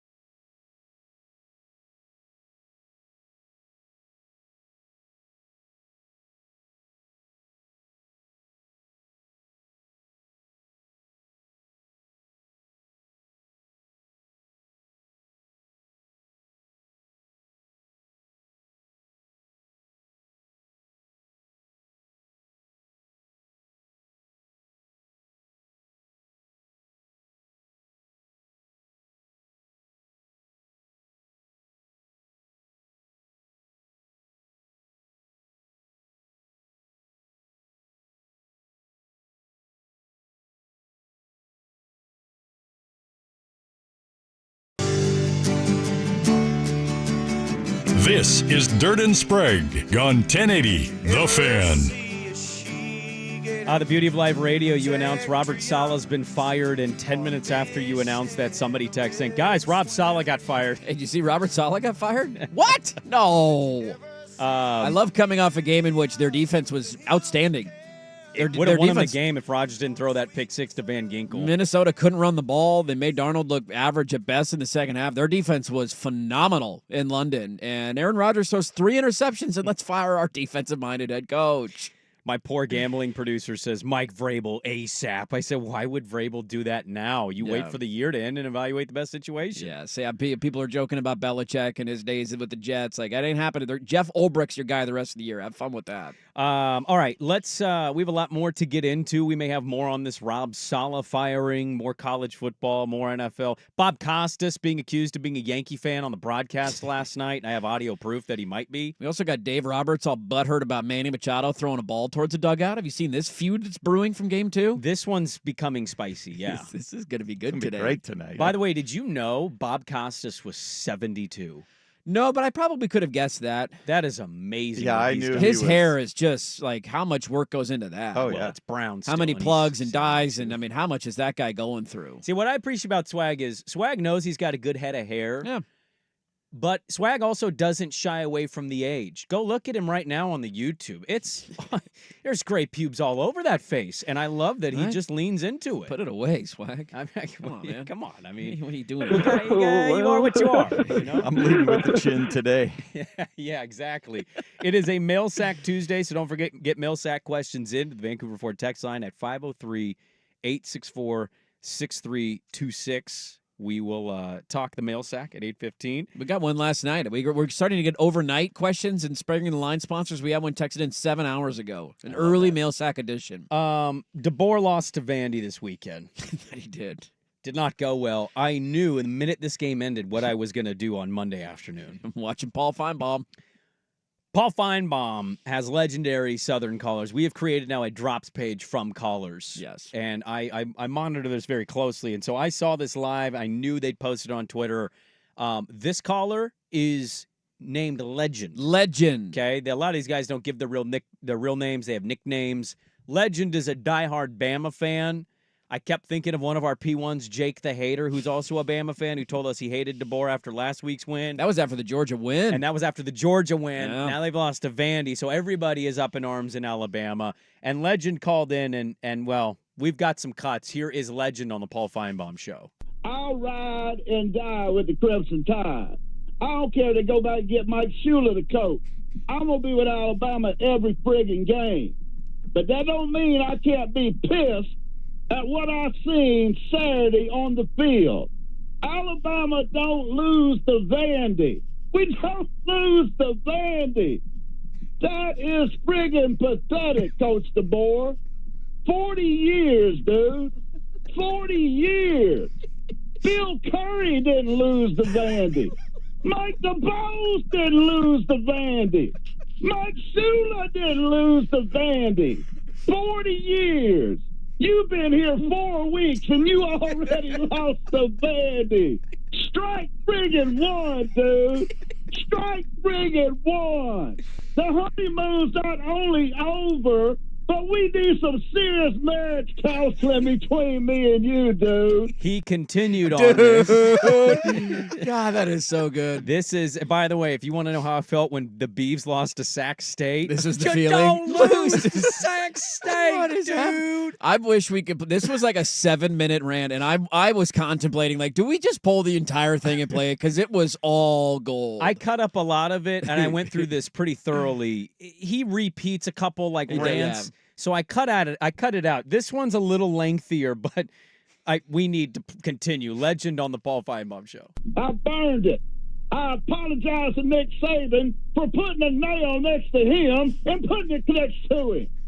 40 years, dude. You've been here 4 weeks and you already lost to Vandy. And let me tell you something. I'm really unimpressed with your press conference. I mean, you act like it's one game. No, it ain't one game, dude. It ain't one game. You ain't at Washington no more. You ain't at Prairie View, wherever the hell you was. You ain't there no more, brother. You at Alabama. You're at Alabama, and we don't damn lose to Vanderbilt. That's pathetic. I've had people tell me today, well, Coach Saban lost his first-year Legend. I said, man, don't even come at me with that bull crap because that's a bunch of baloney. John Parker Wilson was the quarterback for Nick Saban's first year. No offense, John Parker Wilson, but we know you wasn't no NFL prospect, brother. We all know that. Come on, you can't even compare them. You got the Heisman Trophy front runner, Lynn Swann, out there at wide receiver, and you get beat by Vandy. It's pathetic, dude. It's pathetic. You better wake the hell up and realize where you at, because we don't play that down here, brother. You might get away with that in Washington, but down here in Alabama, we don't play that. We'll send a U-Haul to your ass if you lose to South Carolina. You better stop worrying about last week's game and get your ass focused on the game coming up at Alabama. Is your dream job Alabama? Are you ready to take on the heat of one loss? He beat. Hey, let's quick reminder, quick PSA. He beat Georgia a week ago. Doesn't matter anymore. He beat Georgia a week ago. He ruined all that cachet. And none of it matters. None of it matters. Final one, he compared what the situation at Alabama is. Him, legend, now his thoughts and feelings on DeBoer and losing to Vanderbilt, he compared it to something. This is equivalent to coming home and finding your wife in bed with the neighbor. This is what this is equivalent to, Paul. And I'll say this for this. Me and K-Dub both agree. You could never trust her again. You might stay with her for the kids' sake, but you could never trust the woman again. And the same thing's true with Coach DeBoer. You can win a natty. Can't trust your ass down. You just prove that you can beat the best and lose to the worst in a 2-week friggin' period. You don't lose to Vanderbilt. That's the ugliest little sister on the block. You ain't at Washington no more. It's so good, dude. I don't piss you off, dude. Dude, his dudes are the best. Dude, 40 years, dude. Or brother? Yeah, brother. What are we doing here, man? The ugliest little sister on the block. Can't take the heat? Get out of the kitchen. I love the kitchen. So let's get that right. It's going to be me on Monday when Oregon loses to Ohio State, and I got to come in and do another show. Damn it! Here we go. I'm going to start yelling at people. Vandy is my daddy. Vandy is my daddy, man. It just, God, what a wild game, and the reaction to it was priceless. I hate that Feinbaum gets the credit for this, too. What do you mean? That guy's never said an interesting thing in his life. His show is incredibly boring. It is propped up by, the show's not boring. He's incredibly boring. He is propped up by this. This is why it's interesting. The other people deserve whatever paycheck ESPN is paying Paul Feinbaum. Get 5% of his check yesterday should have gone to this guy because this guy made his show interesting. I will say this. Did you see real quick? Did you see his take? At the end of the call? Feinbaum's no. So before the year started, he called out, after the Nebraska game, he called out Dion. Or no, this was before the season. Sorry, there we go. He was going at Dion a ton before the year because he was on First Take, and they said, say something interesting, Paul. After they beat UCF, he publicly apologized and said, I was wrong on Dion, okay? That being said, I used to agree with you. I watch this show more often than I ever have.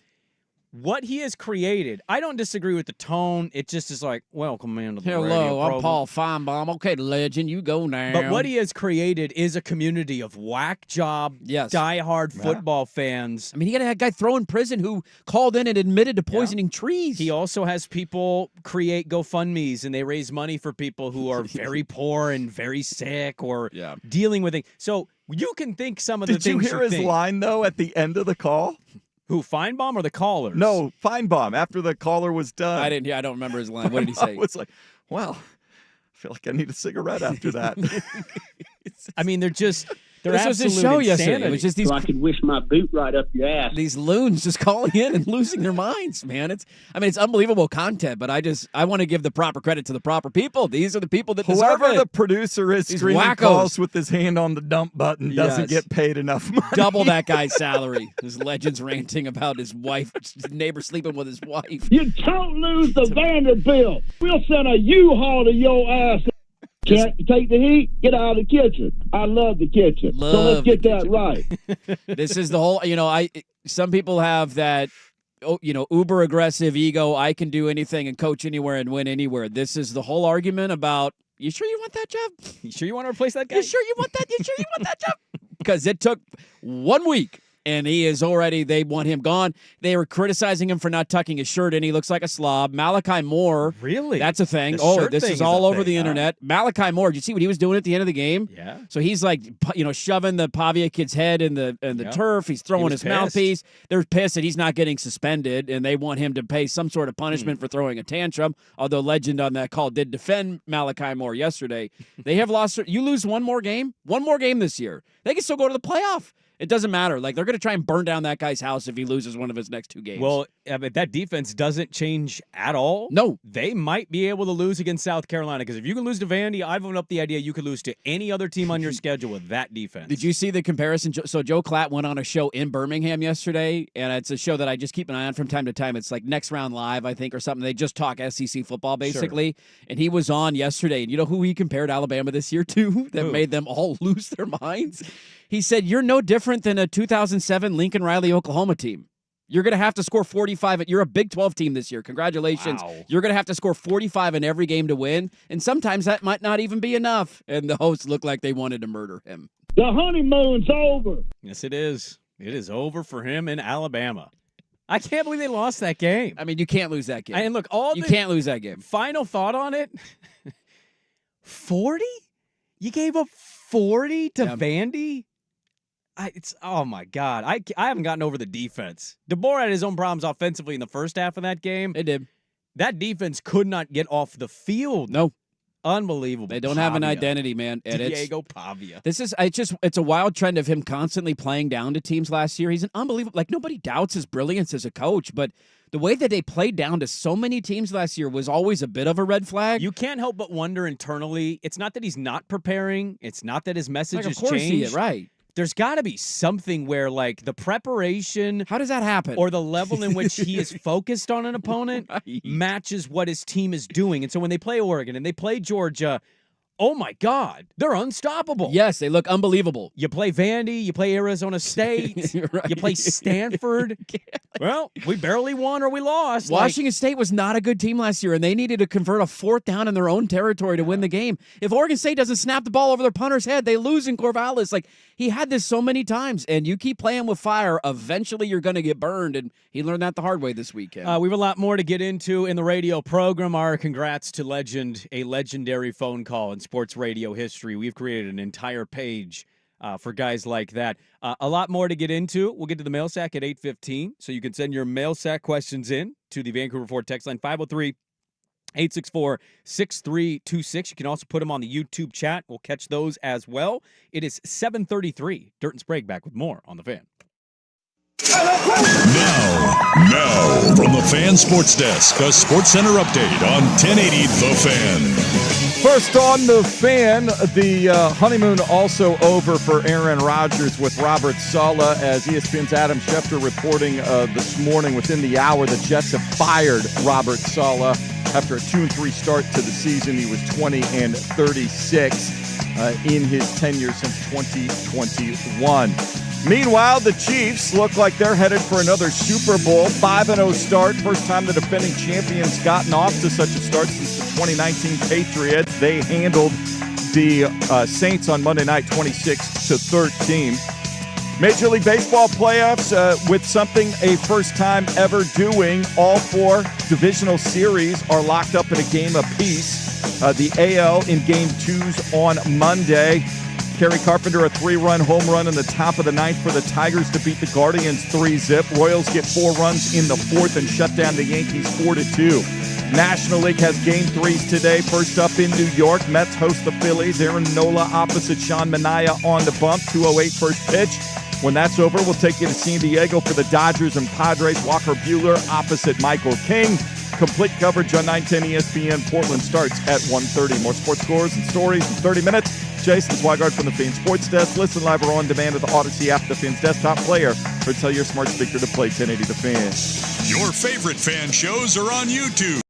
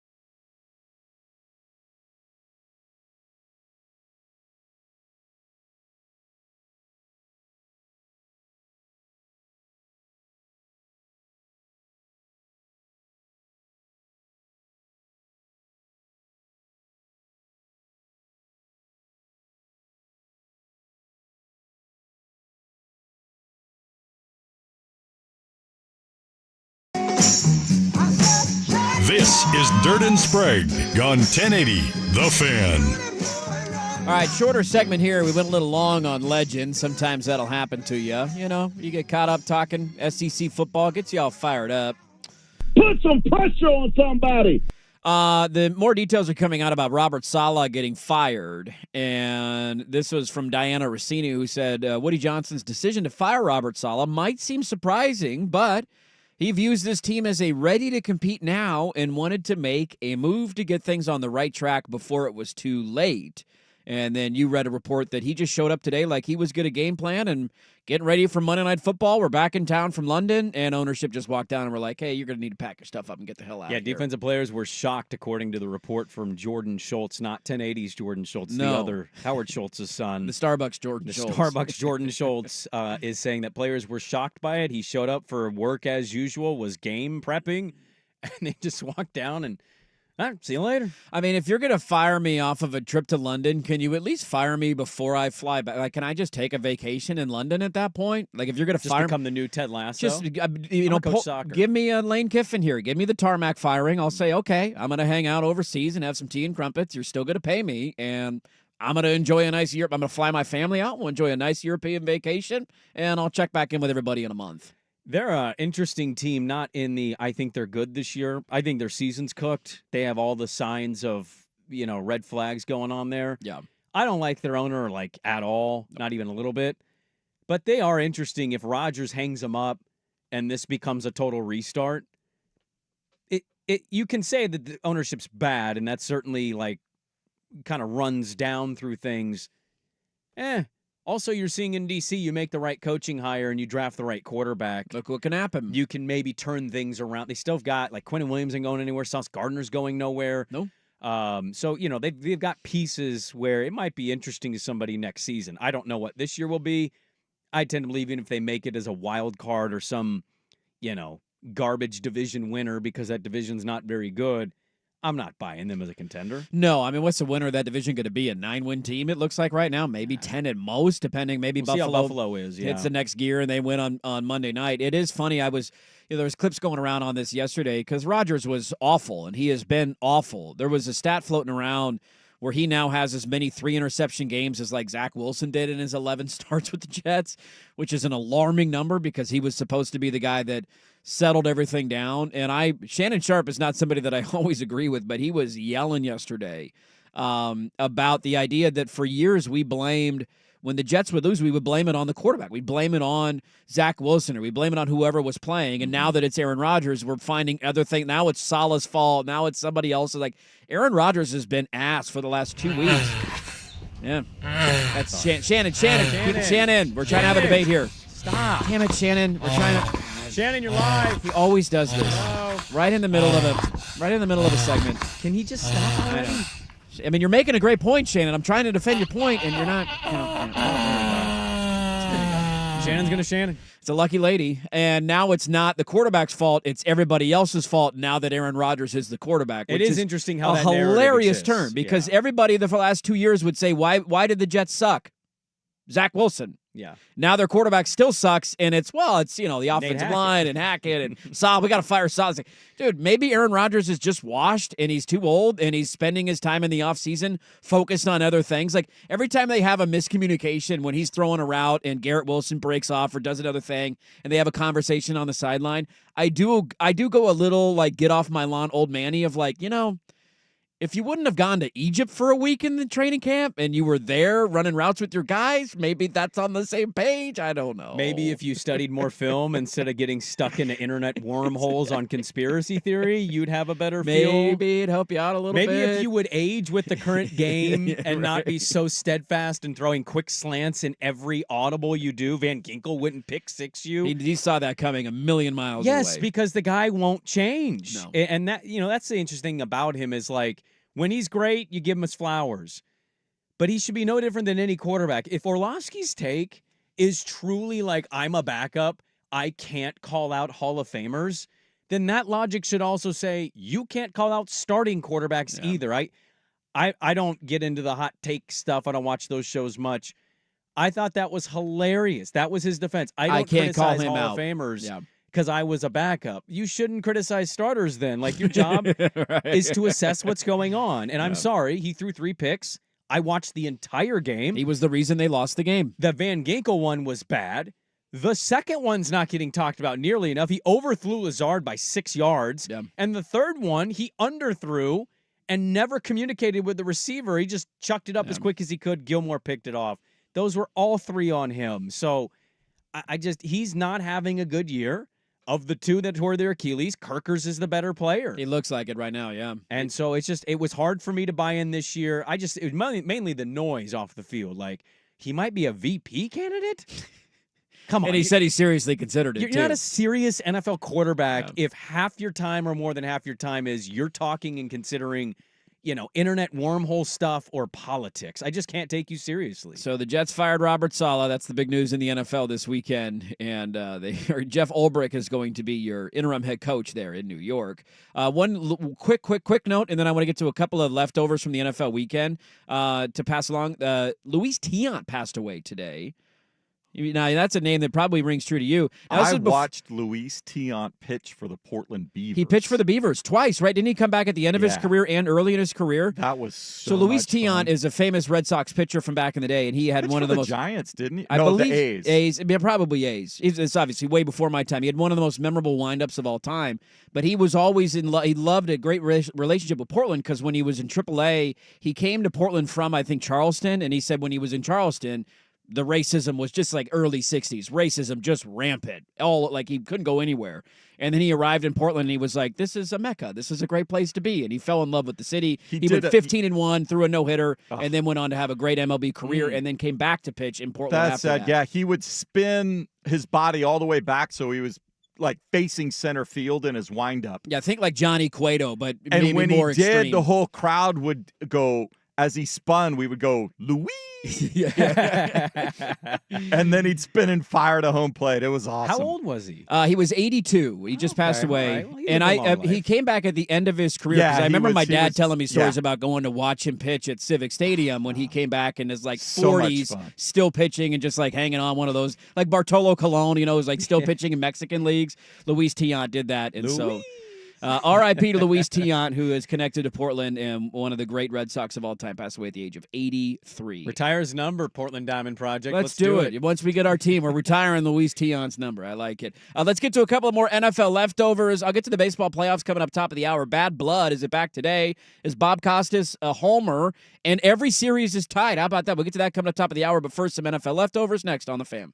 Who's stinking it up? Woo! Do not go in there. It's time for Who's Stinking It Up, a sports lowlight that's ripped from the headlines. We couldn't do diddly poo. Brought to you by Three Mountains Home Services. Schedule your appointment online at threemountainshomservices.com. Got a base hit and a walk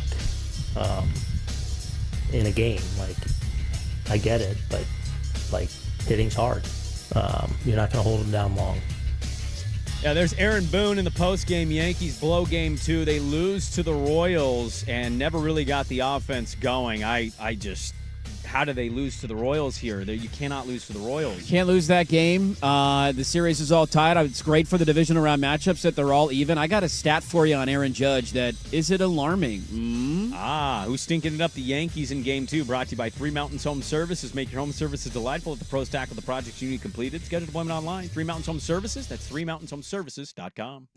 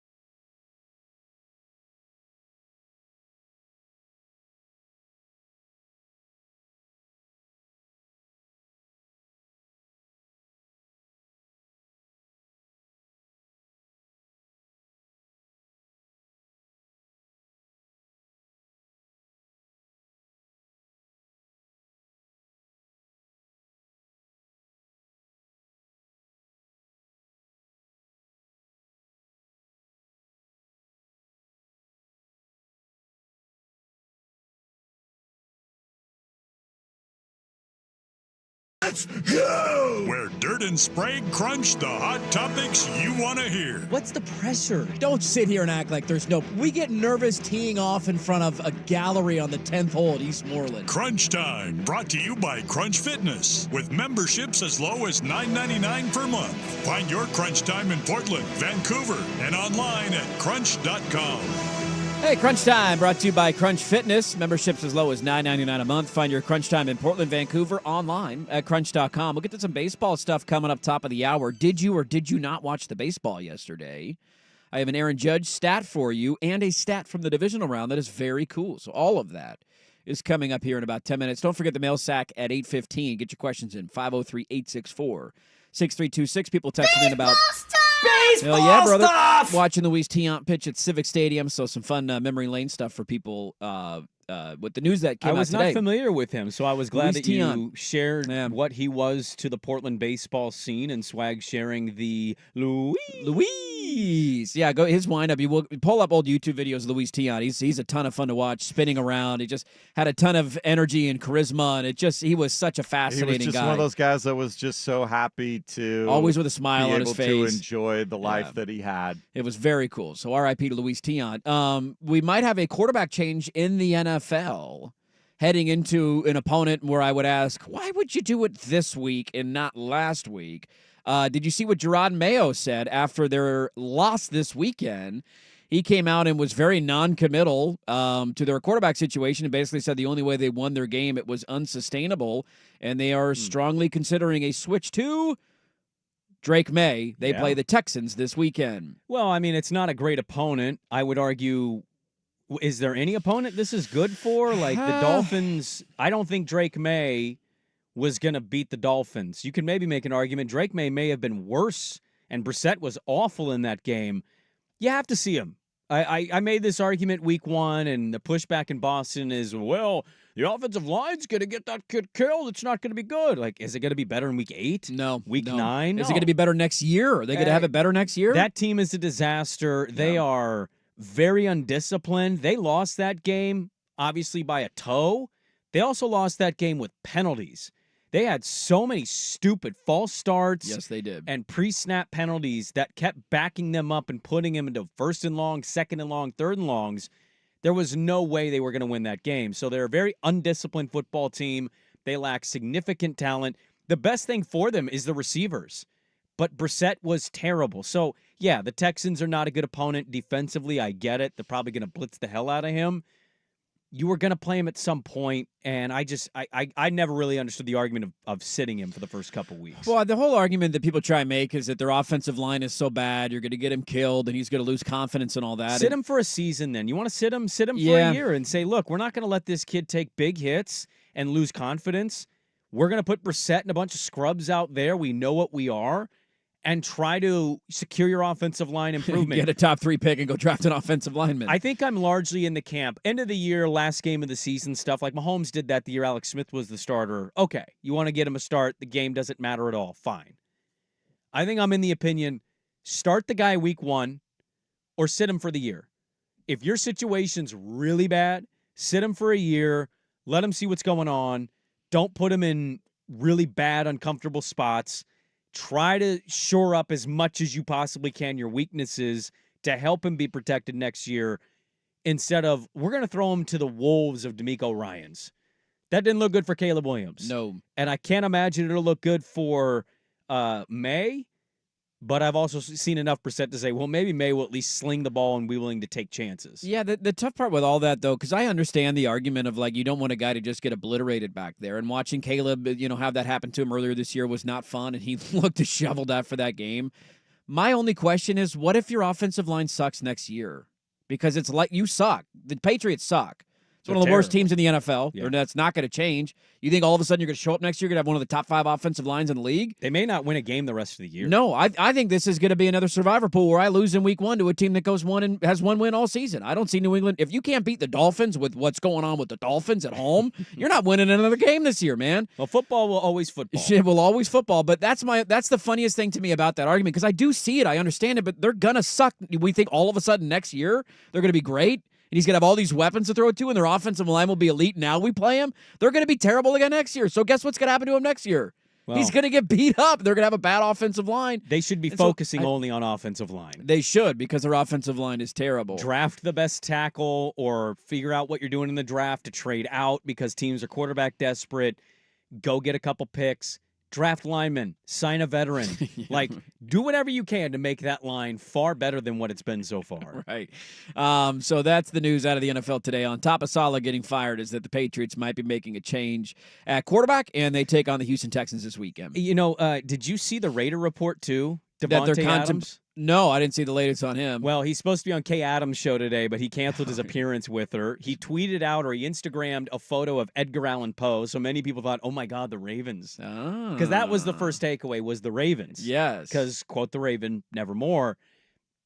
Jay Glazer is reporting that the Ravens are not a real option for him. Not trying here, huh? And Pierce didn't know he was going to demand a trade. He texted him, hey, I need to talk. And Pierce thought it was to go over, like, the injury stuff and maybe game film. And he said, I'm done. I'm out. Watching their quarterback play this weekend after they benched Gardner Minshew for throwing a terrible pick, and now they're trying to decide between him and Aiden O'Connell, I don't blame him for wanting out. Well, and I know, I don't know if you saw this, but the Aces played the Liberty on Friday or Saturday. Colorado had a bye this week. And Aja Wilson, the MVP, was seen talking and taking a photo with Shador. You know who was also talking and sitting next to Shador? Mark Davis. That's definitely going to happen. I mean, it just doesn't. There's never been a smell... matchup better made than the Yes. Sanders family and the Raiders. Yes. It just Vegas, synergy. Sanders, they need a quarterback. They're desperate for one. I will be stunned. I'll say this now. I don't care if I'm wrong. I'll be stunned if the Raiders don't trade up or they don't draft Shador Sanders. All right, get your mail set questions in 503-864-6326. We'll get to them coming up at 8:15. Are you in on the baseball stuff? We got beef brewing ahead of Game 3, a concerning stat for one star player, and an exciting stat for the spot we're in right now. It is a loaded final hour. We'll start there. Don't go anywhere. Dirt and Sprague on 1080 The Fan.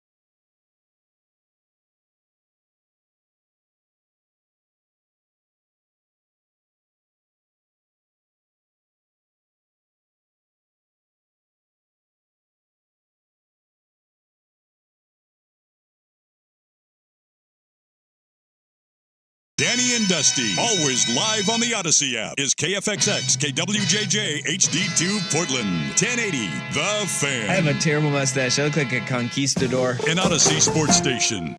Now, from the Fan Sports Desk, a Sports Center update on 1080 The Fan. First on The Fan, the relationship is over in New York. The Robert Saleh, Aaron Rodgers drama has ended with the Jets firing Saleh after a 2-3 start to the season, coming off a loss to the Vikings in London. New York will take on Buffalo this Monday. They've named defensive coordinator Jeff Ulbrich the interim head coach. The other end of the NFL spectrum is the Kansas City Chiefs. They are off to a 5-0 start after a 26-13 win over the Saints on Monday night. They are the first defending Super Bowl champion to start a season 5-0 since the 2019 Patriots went 8-0. All four divisional series in the Major League postseason locked up at a game apiece. First time that's happened. Tigers got a 3-run home run from Kerry Carpenter in the ninth to beat the Guardians 3-zip. Royals shut down the Yankees 4-2. Today it's Game 3s in the National League. In New York, the Mets host the Phillies. Aaron Nola opposite Sean Manaea. First pitch at 2:08. Then we'll go to San Diego for Dodgers Padres. Walker Buehler for LA opposite Michael King for the Pods.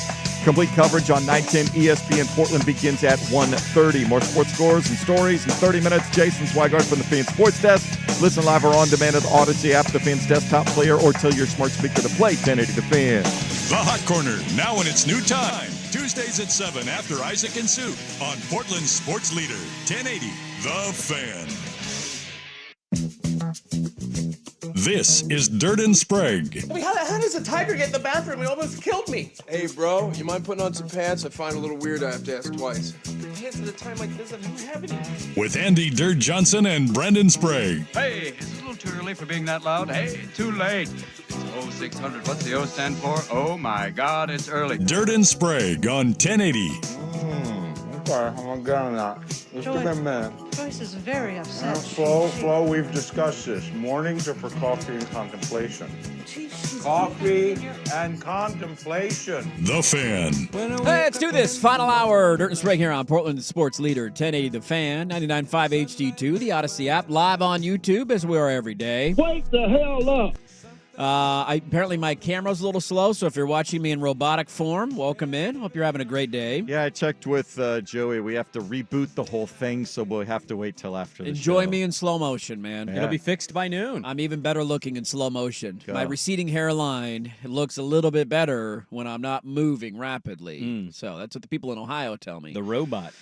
We have a lot to get to in the final hour of the show. Mail sack coming up at 8:15. Get your questions in 503-864-6326. Let's start with some baseball stuff. How about that? Did we watch the baseball stuff yesterday? Of course we did. 2 games. You had a 0-0 game in Detroit, or between Detroit and Cleveland. Tigers hit a 3-run bomb in the 9th inning. I watched like 70% of this game, took the dog outside, and there was nobody on base, top of the 9th inning, and I came back inside, and it was 3-0.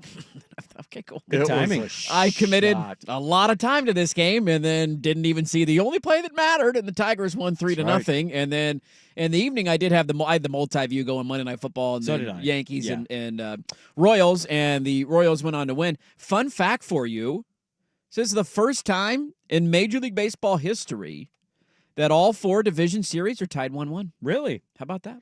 Fun fact. I did want to give a quick shout out. The guy has been doing it for a long time now. Guardians starting pitcher Matthew Boyd yesterday, Oregon State legend. Matthew Boyd, man. Always kind of a middle reliever in my mind, but he's been elevated to starter the last few years. Yeah, he's had a good career. Good run with the Tigers, a good run now here with the Guardians. I get why you don't pitch him more than like 4.2 innings, but it was one of those, he was kind of dealing. Yeah, keep him going. Let him go until Ride he him maybe gives up a couple more hits. He only had, I think, gave up 3 hits at that point. That was a good little baseball game. I did not watch a lot of that.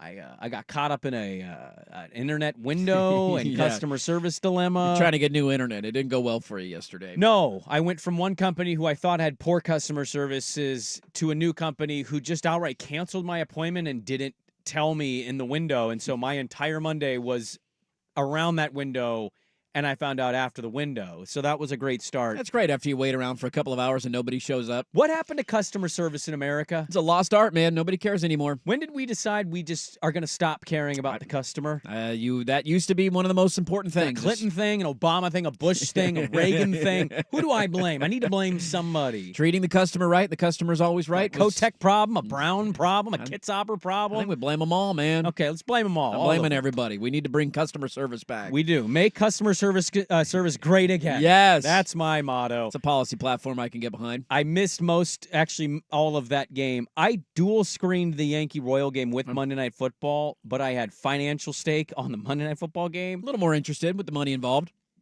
And it was a multi-view, but I was amazed how I was blocking out the baseball as the football was happening. Well, it was 4-1. Yankees never really led. I mean, the 42 was the final ultimately, but felt like it was 4-1 for a while. It was 4-1. Jazz Chisholm got a home run late. In the ninth inning, right? Yeah. And they also claimed they got lucky in beating the Yankees and that the Yankees are going to win the series. Did you see that in the postgame? I did not see that. Yeah, he was asked what happened. He said, they got lucky. Wow. We're going to the World Series.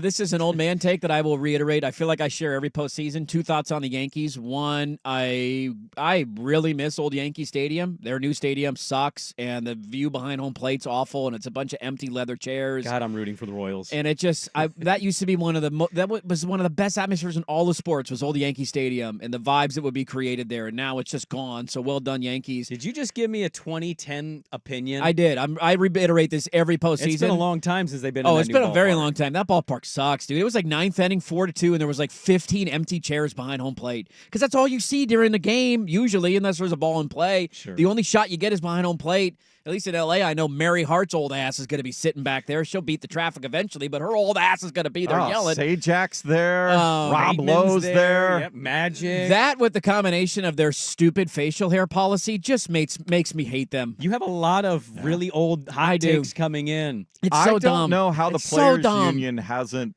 You can't have a beard. Like, we have David Wells pitching hungover and drunk and pitching a perfect game, but let me ask you we this. can't have a guy with a scruff. Like, get the hell out of here, surprised they're Yankees. like somebody they haven't acquired who's got like every provision in his contract, no trade, all that facial sort hair of stuff. provision. Has worn a beard his entire career. And Charlie Blackmon goes there. I know he's retiring, Exactly. but who that was would've the been a former candidate. Brave that became a Yankee? I'm blanking on him. He was a catcher.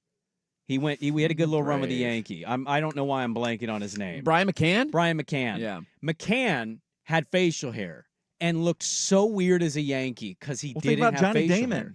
Damon's a good one. But imagine any current Yankee. Aaron Judge with a beard? Ooh.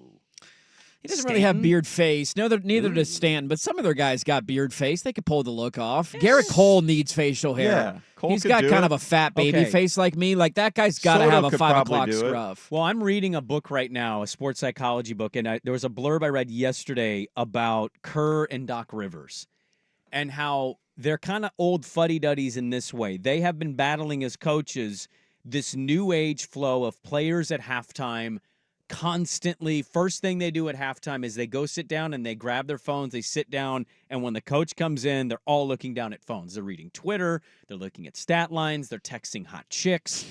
And they had a conversation about this of, what do you do? Do you have a no phone policy? And largely they hate the phone, but they have not created such policy. What is worse, the no facial hair workplace or no cell phone workplace? Because you have facial hair. So imagine our bosses at Odyssey say, You can't have facial hair. you work at Odyssey, You you gotta cannot have facial hair. Cleanly shaven. Yes. Rop having to shave his beard. Souk having to shave his beard. I think Meringue has a beard. Does Meringue have a beard right now? Meringue's got the scruff like you. Dusty's got scruff. I got scruff. Who would look the weirdest without their beard? Rop. Okay, because Rop started with no facial hair. He did. Had So like did Souk. He had like the goatee thing. He used to have a soul patch. Sukanic that one would probably throw me the biggest loop Yeah. because it's such a long beard. Like we just said, the integrity of the company's at stake. You can't have facial hair. It's like, I'm not going to hire you if you have tattoos. What year is this? 1947? What are we doing? But dude? then again, you without a beard, I haven't seen you without a beard since like 2012. Well, this is my whole point and why I'm standing up for the wonderful New York Yankees who should have facial hair. Like, Garrett Cole needs it. His face is ugly. No offense. Mine is too. I need facial hair to cover this up. Somebody's texting in Alex Verdugo needs it. He looks chunky without it or looks like Chucky without it. Like, yeah. Yeah. Let the guy cover it up. Some of us have ugly faces, and we need a bit of a security blanket. Women can wear makeup. Men have beards. That's how we hide our flaws. What do I do? I mean, you're gorgeous I'm over there. screwed. You know, Well, you're I'm just screwed. a No, good-looking I'm guy over there. You know, and so it's a dumb policy. I digress. I'm getting off topic here, but Such a weird old fuddy-duddy pisses take me by off you. every year. Did you know that Aaron Why does Judge it piss you off? You have your facial hair. Random things piss me off. Do you know Aaron Judge has the worst strikeout rate in MLB postseason history? He's looking a little Bonds Piratesy. His strikeout playoff rate, career. and this is a minimum of 200 plate appearances, right? So not like you went 0 for 4 This with is 4 postseason. Postseason history in Major League Baseball. At least 200 plate appearances. His strikeout rate is nearly 35%. I had a moment. It was the 8th inning. Judge was on, and Stanton was up, and Stanton grounded out. And we have Costas audio we need to play because Royals fan rightfully is calling Bob Costas out of. He's a honk homer. Are you rooting for the Yankees? Because it sounds like you are, but I'm watching this in the top of the 8th, or the bottom of the 8th, and Judge is on first. Stanton grounds out to first. And the funny thing about this was I went fanatic in my house. I said out loud, I would boo your ass and call out your contract in this moment. Not worth the money. This is why you make $300 million, and you grounded out casually into a double play. He did. Jogged his way to first base. I kind of felt weird doing it. I'm like, this is not who I am. Oh, this guy's a bomb. $300 million for what? You'd fit right into New York. Here is Bob Costas being a honk for the Yankees. Hit to short. Whip. Gets the force. Can they turn 2? Yes, they can. Yes, they can. Now, is that the final out of the game? No, that was the double I'm speaking Okay, of. that was that double was play. when the I didn't have the Yankees audio were on. I was threatening. listening to the Monday Night Football audio. No, he kept like the Judge or Stanton would get up, and the blowback from Royals fans and non-Yankee fan was, this guy sounds like he wants the Yankees to win because it was always, can he go yard? Oh, and then you play that cut, yeah, you go, and this is what you get when they ground out. Hit to short. Whip. Gets the force. Can they turn 2? Yes, they can. Yes, they can. Damn it, Royals. Don't keep doing this. Yes. Nobody wants to see you in the ALCS. Tigers and Royals ALCS. What does that number do? We get the NLDS continuing today. The best series so far has easily been Phillies and Mets, I think, but Dodgers and Padres not far behind it just for the anger that exists. And we have throw ball in the dugout gate brewing because Manny Machado. Supposedly there's internal video somewhere. So I've seen the video. Yes. He threw. So there's all sorts of video evidence that's needed from this. First off, fans were throwing balls at Jurix and Profar, who then tried to claim that Profar threw a ball at them. But then the video surfaced, he walked a ball out to the fan who he stole the home run ball from, and he gave him the ball. He gave him a ball. I probably said something condescending while he did it. The fan then threw that ball back at Profar, and everybody started laughing, ha ha. Then they found somebody else had a ball, and this was like 15 seconds later, and then that one they chucked at Profar, and that's when the whole thing broke loose and all the melee happened. The Machado one was at the end of the inning. They were throwing the ball around after they throw it down to second base, and he, for some reason, decided to chuck a ball towards the Dodger dugout instead of chucking it back towards his dugout.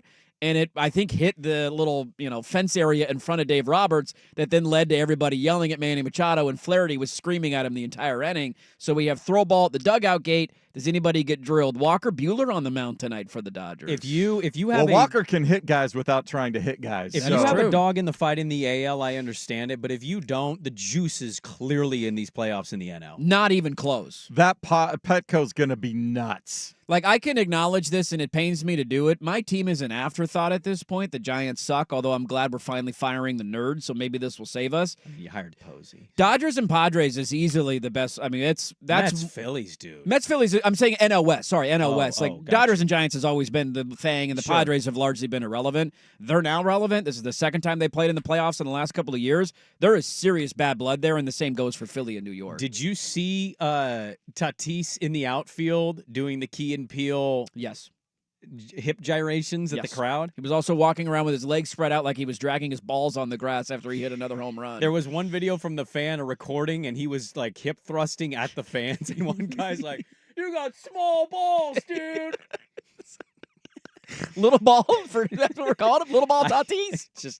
That's what's going on here, though. Like that, it's not to look. You know me. I text on the group chat. Flashy, trashy LA fan. They have a bad history. Yes, they do. Padres leaning into it. Yeah, though. I'm going to say let's not also act like absolutely. Tatis isn't out there doing things to piss off drunk sports fan. And Swag is 100% right. As a Braves fan who watched this, Petco is going to be insanity. I'm shocked you're going to Thursday Night Football and not just saying, I'm 52, YOLO, I'm flying to Diego, and I'm going to a game. Because that atmosphere is going to be electric. Well, the facial hair thing is firing people up. Somebody said, I had a friend in the Yankees organization. I guess there's not an official rule.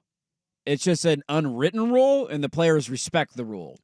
Well, Johnny Damon and Brian McCann were not guys that strike me as I just do an unwritten rule thing. Right? I'm not saying that listener's wrong, but maybe it's one of those Brandon Roy's number is off limits. Number 7, you can't wear it, but it's not technically retired. But you can't. I know when George Steinbrenner was running it. It was definitely a strong rule. Absolutely. But I love that they'll allow you can have a mustache.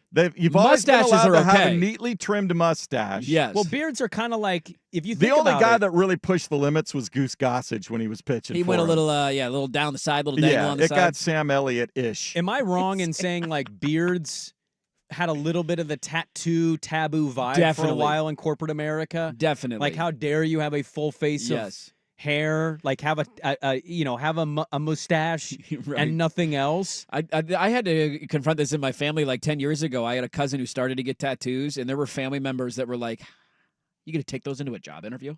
Yeah, you think Like you're that gonna was get a hired with like you those? think somebody's gonna. She's actually had a very successful career, makes good money, and has living a good life. But Yeah. that was a thing 10 years ago. I still Can't think have it is a tattoos. thing for some. It probably is.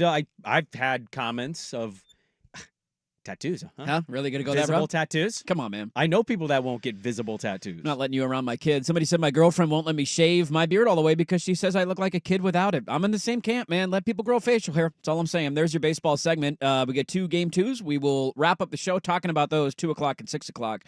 Today should be entertaining in the NLDS. Let's get to the mail sack. Your questions welcome. 503-864-6326. That's next on The Fan. It's time for a sports injury report. The injuries and rehab that impact the success of sports teams. Brought to you by Rock Orthopedic. Not good, but we'll get a MRI and all that kind of stuff tomorrow and figure it out. But for me not to be out there with my guys, no matter the situation, it takes something. So. That's Derek Carr last night after the game. He got hurt in a oblique injury, went out. My boy Jake Haener took over, the all-time gamer in college football, and Derek Carr and his eyeliner might be banged up. The Saints, after a 2-0 start, 2-3. Yeah, shout out the Saints. Great start to the season. Everybody told me they were new and improved and different. He looked like Kyler Murray throwing off of a blitz, just backside, no look, throwing it, heaving it, getting hit. Yeah. This is problematic for the Saints, but maybe Jake Haener will be okay in spot duty. They could use a number 1 wide receiver, in my opinion. Sports Injury Report presented by Rock Orthopedic, board-certified specialists who diagnose and treat the widest range of orthopedic cases with care and expertise. To schedule an appointment with Dr. John Cohen, visit rocpdx.com.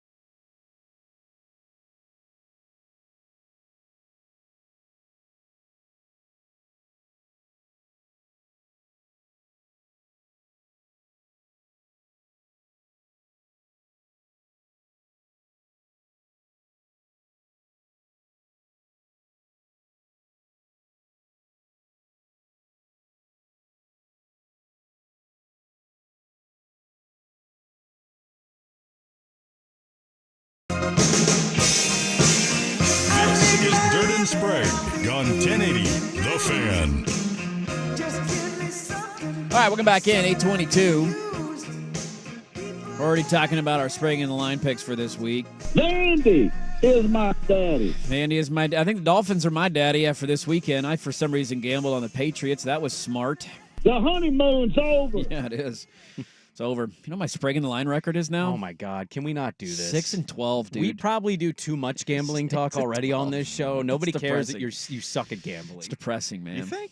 I don't think we do enough. But I don't think we do enough either. I think people love You hearing don't my think we do misery of enough? gambling. No, I don't think we Really? do Let's enough. do a poll question. Do we do enough gambling? Do you want more or less gambling content on the show? The only reason I think we do too much is I get these tweets from time to time that show the top 10 states in gambling. We are never close to that. If you added college football, though, would we be? Because I feel Yeah. like we're more of a college football state than an NFL state. Some of the money that I see coming in from these states. Well, I'm it like, I also don't has know. Well, to it's do population with and- how populated we are, I know. and we only have one. There's only one approved sports book. Yeah, you don't have any competition There's with no like competition DraftKings, unless you FanDuel, go unless you That's go to my one of the Bet casinos. ESPN or whatever. I'd love to But have there's some not a FanDuel casino. lines. There's not a casino. I mean, the closest one to our metropolitan market is actually in Washington. It's A, yeah. So Well, we've got a gambling guy coming on Thursday's show, and Oh, we we'll do? dabble in the college Nice. lines Love and NFL lines. Let's get to the mail sack. This will probably be a carryover mail sack, if we're being honest. So, buckle up. Let's get our mail sack on. You know, I just want to highlight real quick before you dive into the first question. This whole like facial hair,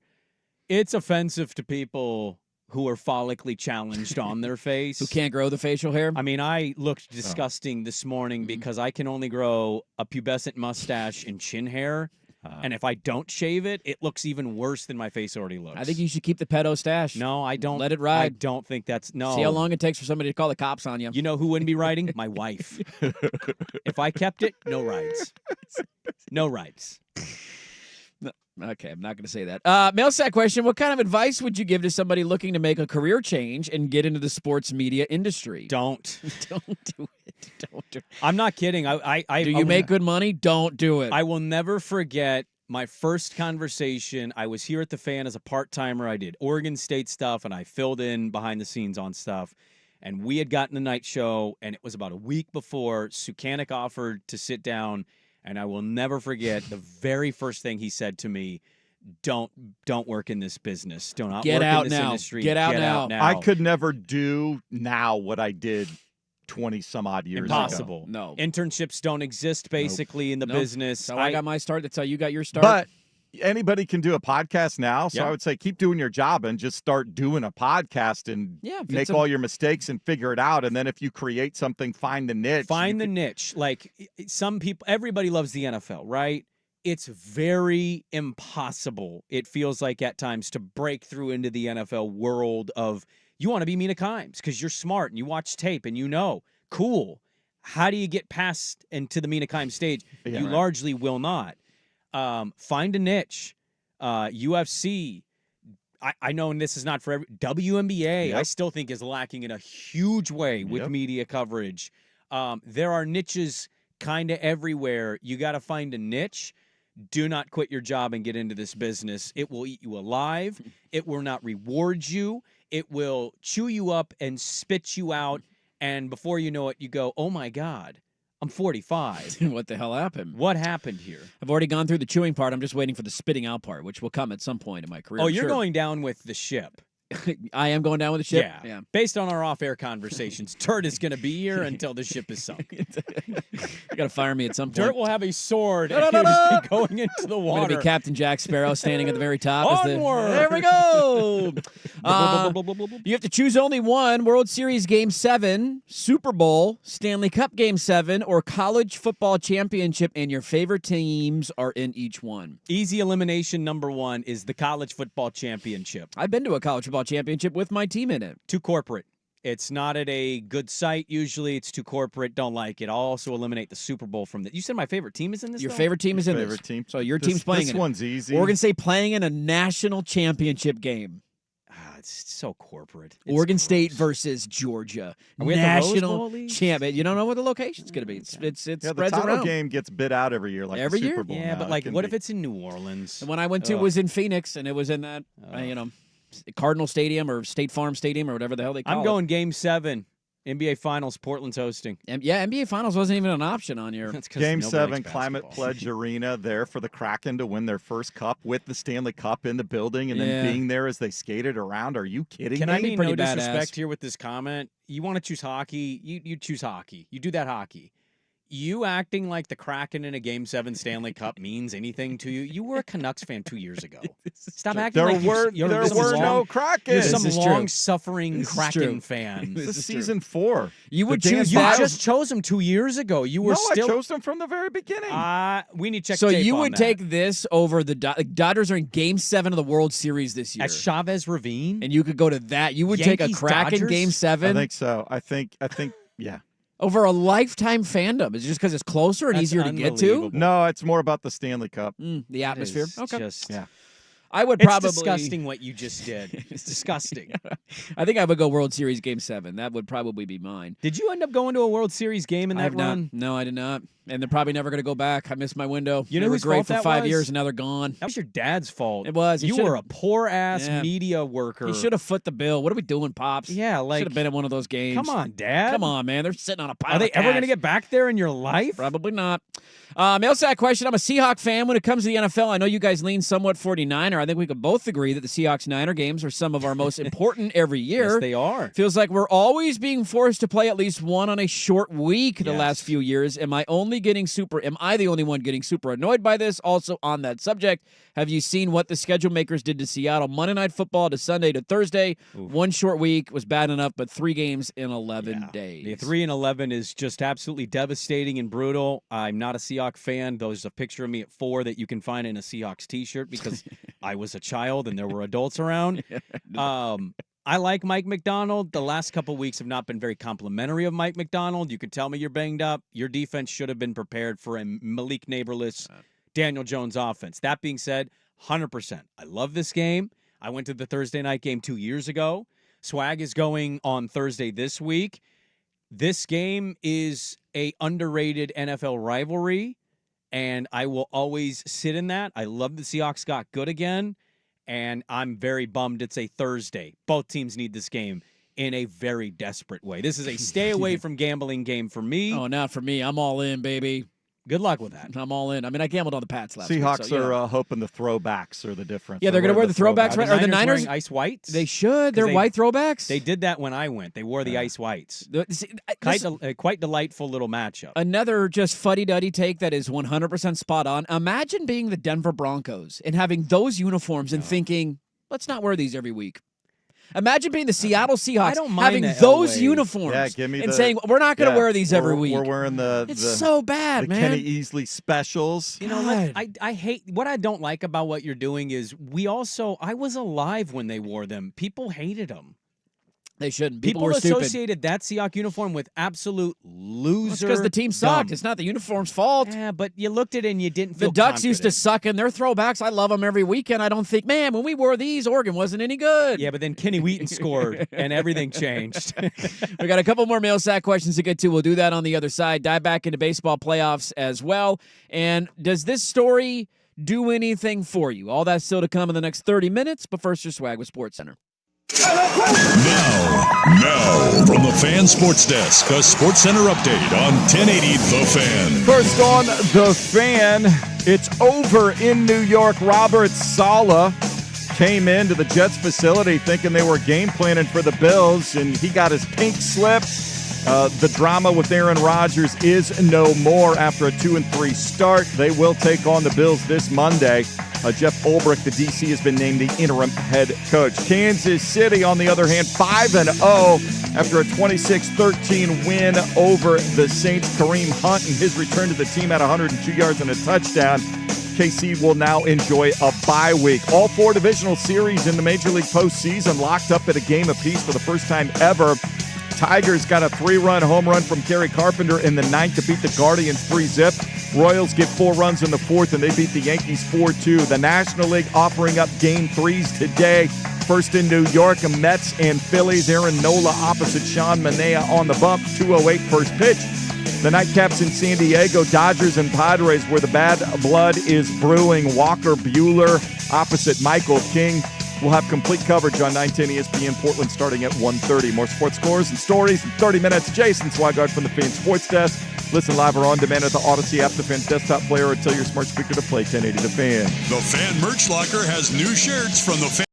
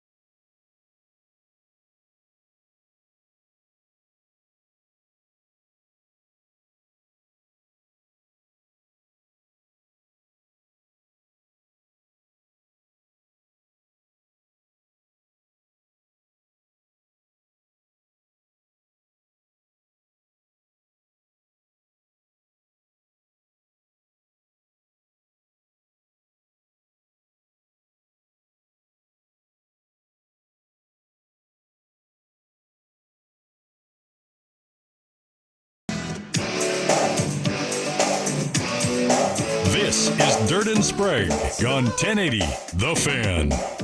All right, let's turn through some more of these. Also, should I be bummed by this? Swag, my chili doesn't have that classic chili zest or zing. Any advice? Chili powder. From the chili master. Yeah, you can start with the chili powder. Cumin usually helps it out quite a bit. I put cinnamon in mine. Canada loves me when I come. Yep. Red wine, Oh, you got red wine in your chili. I have huh? red wine in the chili. I have ground beef and ground lamb. Oh. That's what made you do that combo? Well, it used to be ground pork, but the wife does not eat pork. Oh, gotcha. So You I change needed it to have up. something in there because the ground beef is Not enough. you got to really spice that up. So yeah, the ground lamb, I'll get that all spiced with turmeric, coriander, and granulated garlic separately, and then do that. So you can there's lots a lot of garlic. Garlic helps a lot, especially if you're serving people that don't like too much heat in their chili. So make sure there's plenty of garlic in there. Swag, you know what you reminded me of is I've seen a trend, and it's like people that pass away, they're very old, they pass away. Their tombstone is their name with their favorite recipe. With the recipe on the tombstone. Yours should be chili on your tombstone. Would you want that on your tombstone? Jason Swigard. Your chili recipe? Son, brother, husband, Zesty father, chili. Zesty chili. Here 2 is cups my recipe. black beans, 1 cup this, cut diced tomatoes. That'd be Yeah, great. all right, I'm cool with that. I don't think he liked that. And No, I you don't want think that I- enough? yeah, You don't okay, think I'm you want sorry. that I on didn't mean here. to bring up that. Mail sack question, more of a PSA. Yes, the leaves are falling now, but if you're the guy whom simply blows the leaves out of your yard into the street or neighborhood, you're not actually cleaning up anything and you're just lazy. Throw your leaves away. Thank you. Okay, so I'm glad this text came Are in. you a leaf blower guy? This may be a neighbor of mine. So Yes. my front yard gets covered in leaves from my neighbor's Yeah, tree. we've heard about your neighbor's tree. There's been some angst over that in the past. Well, I have one in the back and the front. Ah, and so one in the front is from our neighbor to my left. The one in the back is from a neighbor directly behind me. Anyways, I was leaf blower guy this weekend because my driveway, the side, my front yard area is covered in them. So I'm like, enough of this. I'm going to be old and I'm going to enjoy this. So I blew all the leaves, got them out of my garage, got them out of the driveway, and I blew them all into the middle of the street. And my wife comes out and goes, "Aren't you supposed to clean that up?" And I go, "Yeah." And she kind of guilts me, so I'm standing there, and a car drives by, and Over it this- blows the leaves kind of back towards my driveway. They're all going to come back, right? And I go, damn it, she's right. So I blew a couple more into the street, and I went out there for about 25 minutes with a push broom, and I cleaned it all up. What you need to get is and I used to have these when I would do some landscaping work when I was younger. Is you got to get one of the reverse suckers, not the blower, but the sucker. And yeah, you get you these, attach the bag.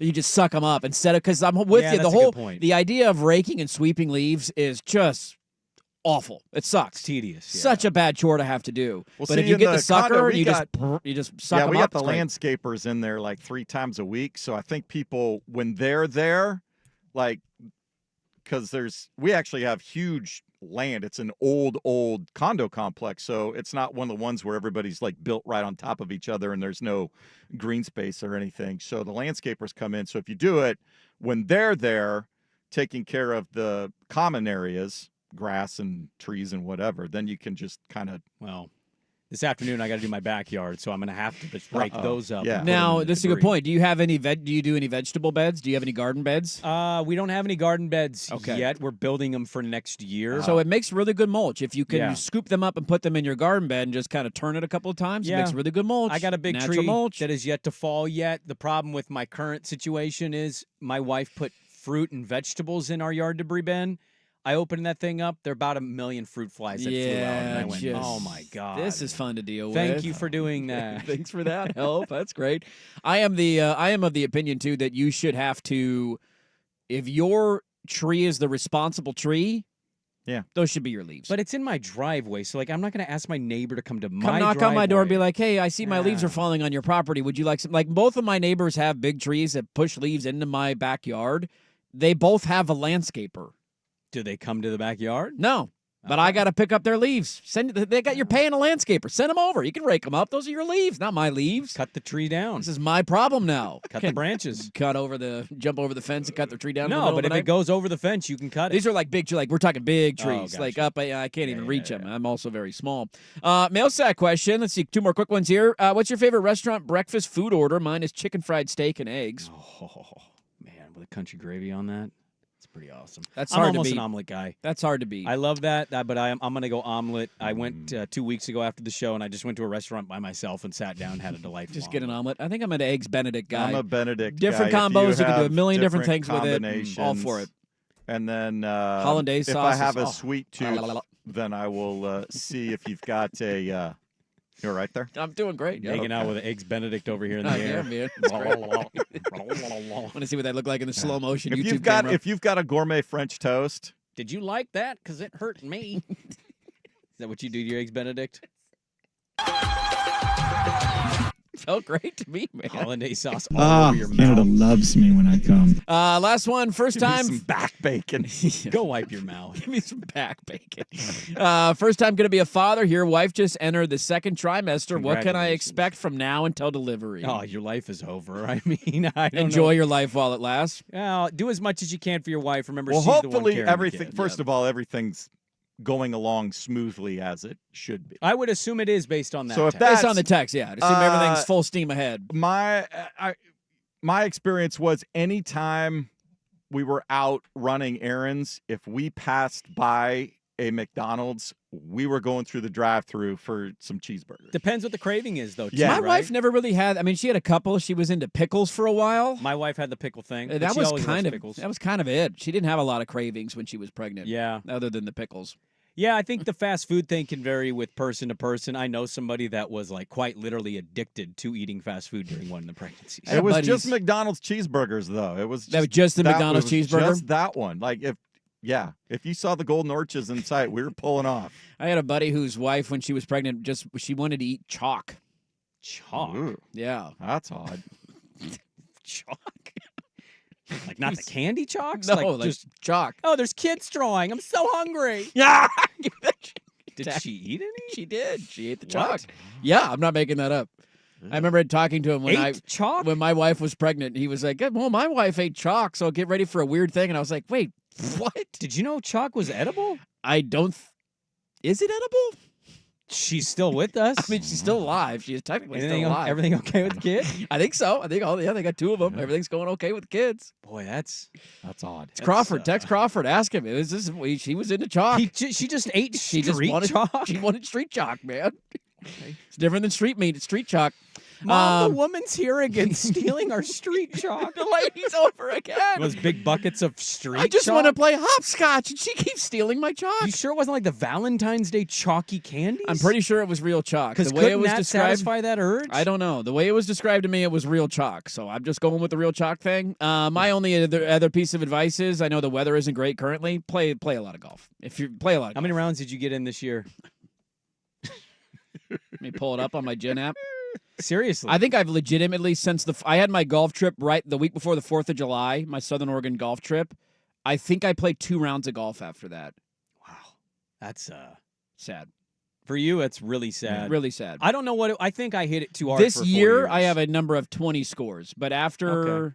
But that's for the calendar year. Yeah, after the 4th of July, I played 3 rounds of golf after the 4th of July. I think I just got way too addicted, too quick, too hard, too fast. Like, I'm mad, I'm practicing every day, and I just have not had the urge in about a year and a half. People are saying chalk isn't uncommon. Wow. It's the same as Tums. Pregnant women have horrible heartburn. Yeah, my wife had really bad heartburn. We said chalk to settle the stomach. It's just Tums, man. I just didn't know there wasn't a difference between Tums and street chalk. I didn't know either. How about that? You learn something new every day. If your wife wants to eat chalk, don't be alarmed. It's okay. So Anybody wonder what the bathroom situation is there? A little bit. Is it colorful? Is it easy on the tum-tum? Are you eating like green? If it's like green chalk, does it come out green? Do you color the porcelain? Is it like the corn? When you eat corn, it comes out. You can see it. No. All right. Yikes. Should I be disappointed in this? And the NLDS continues today. We'll wrap it up there next on The Fan.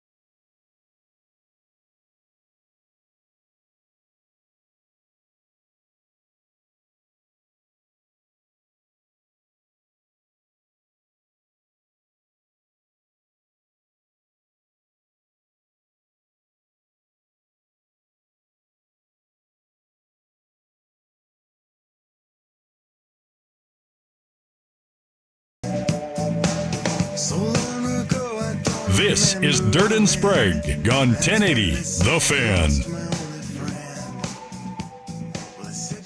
Enjoy this one. It's an iron mineral craving when pregnant. In Latin America, you can buy dirt and soil to sprinkle on your food.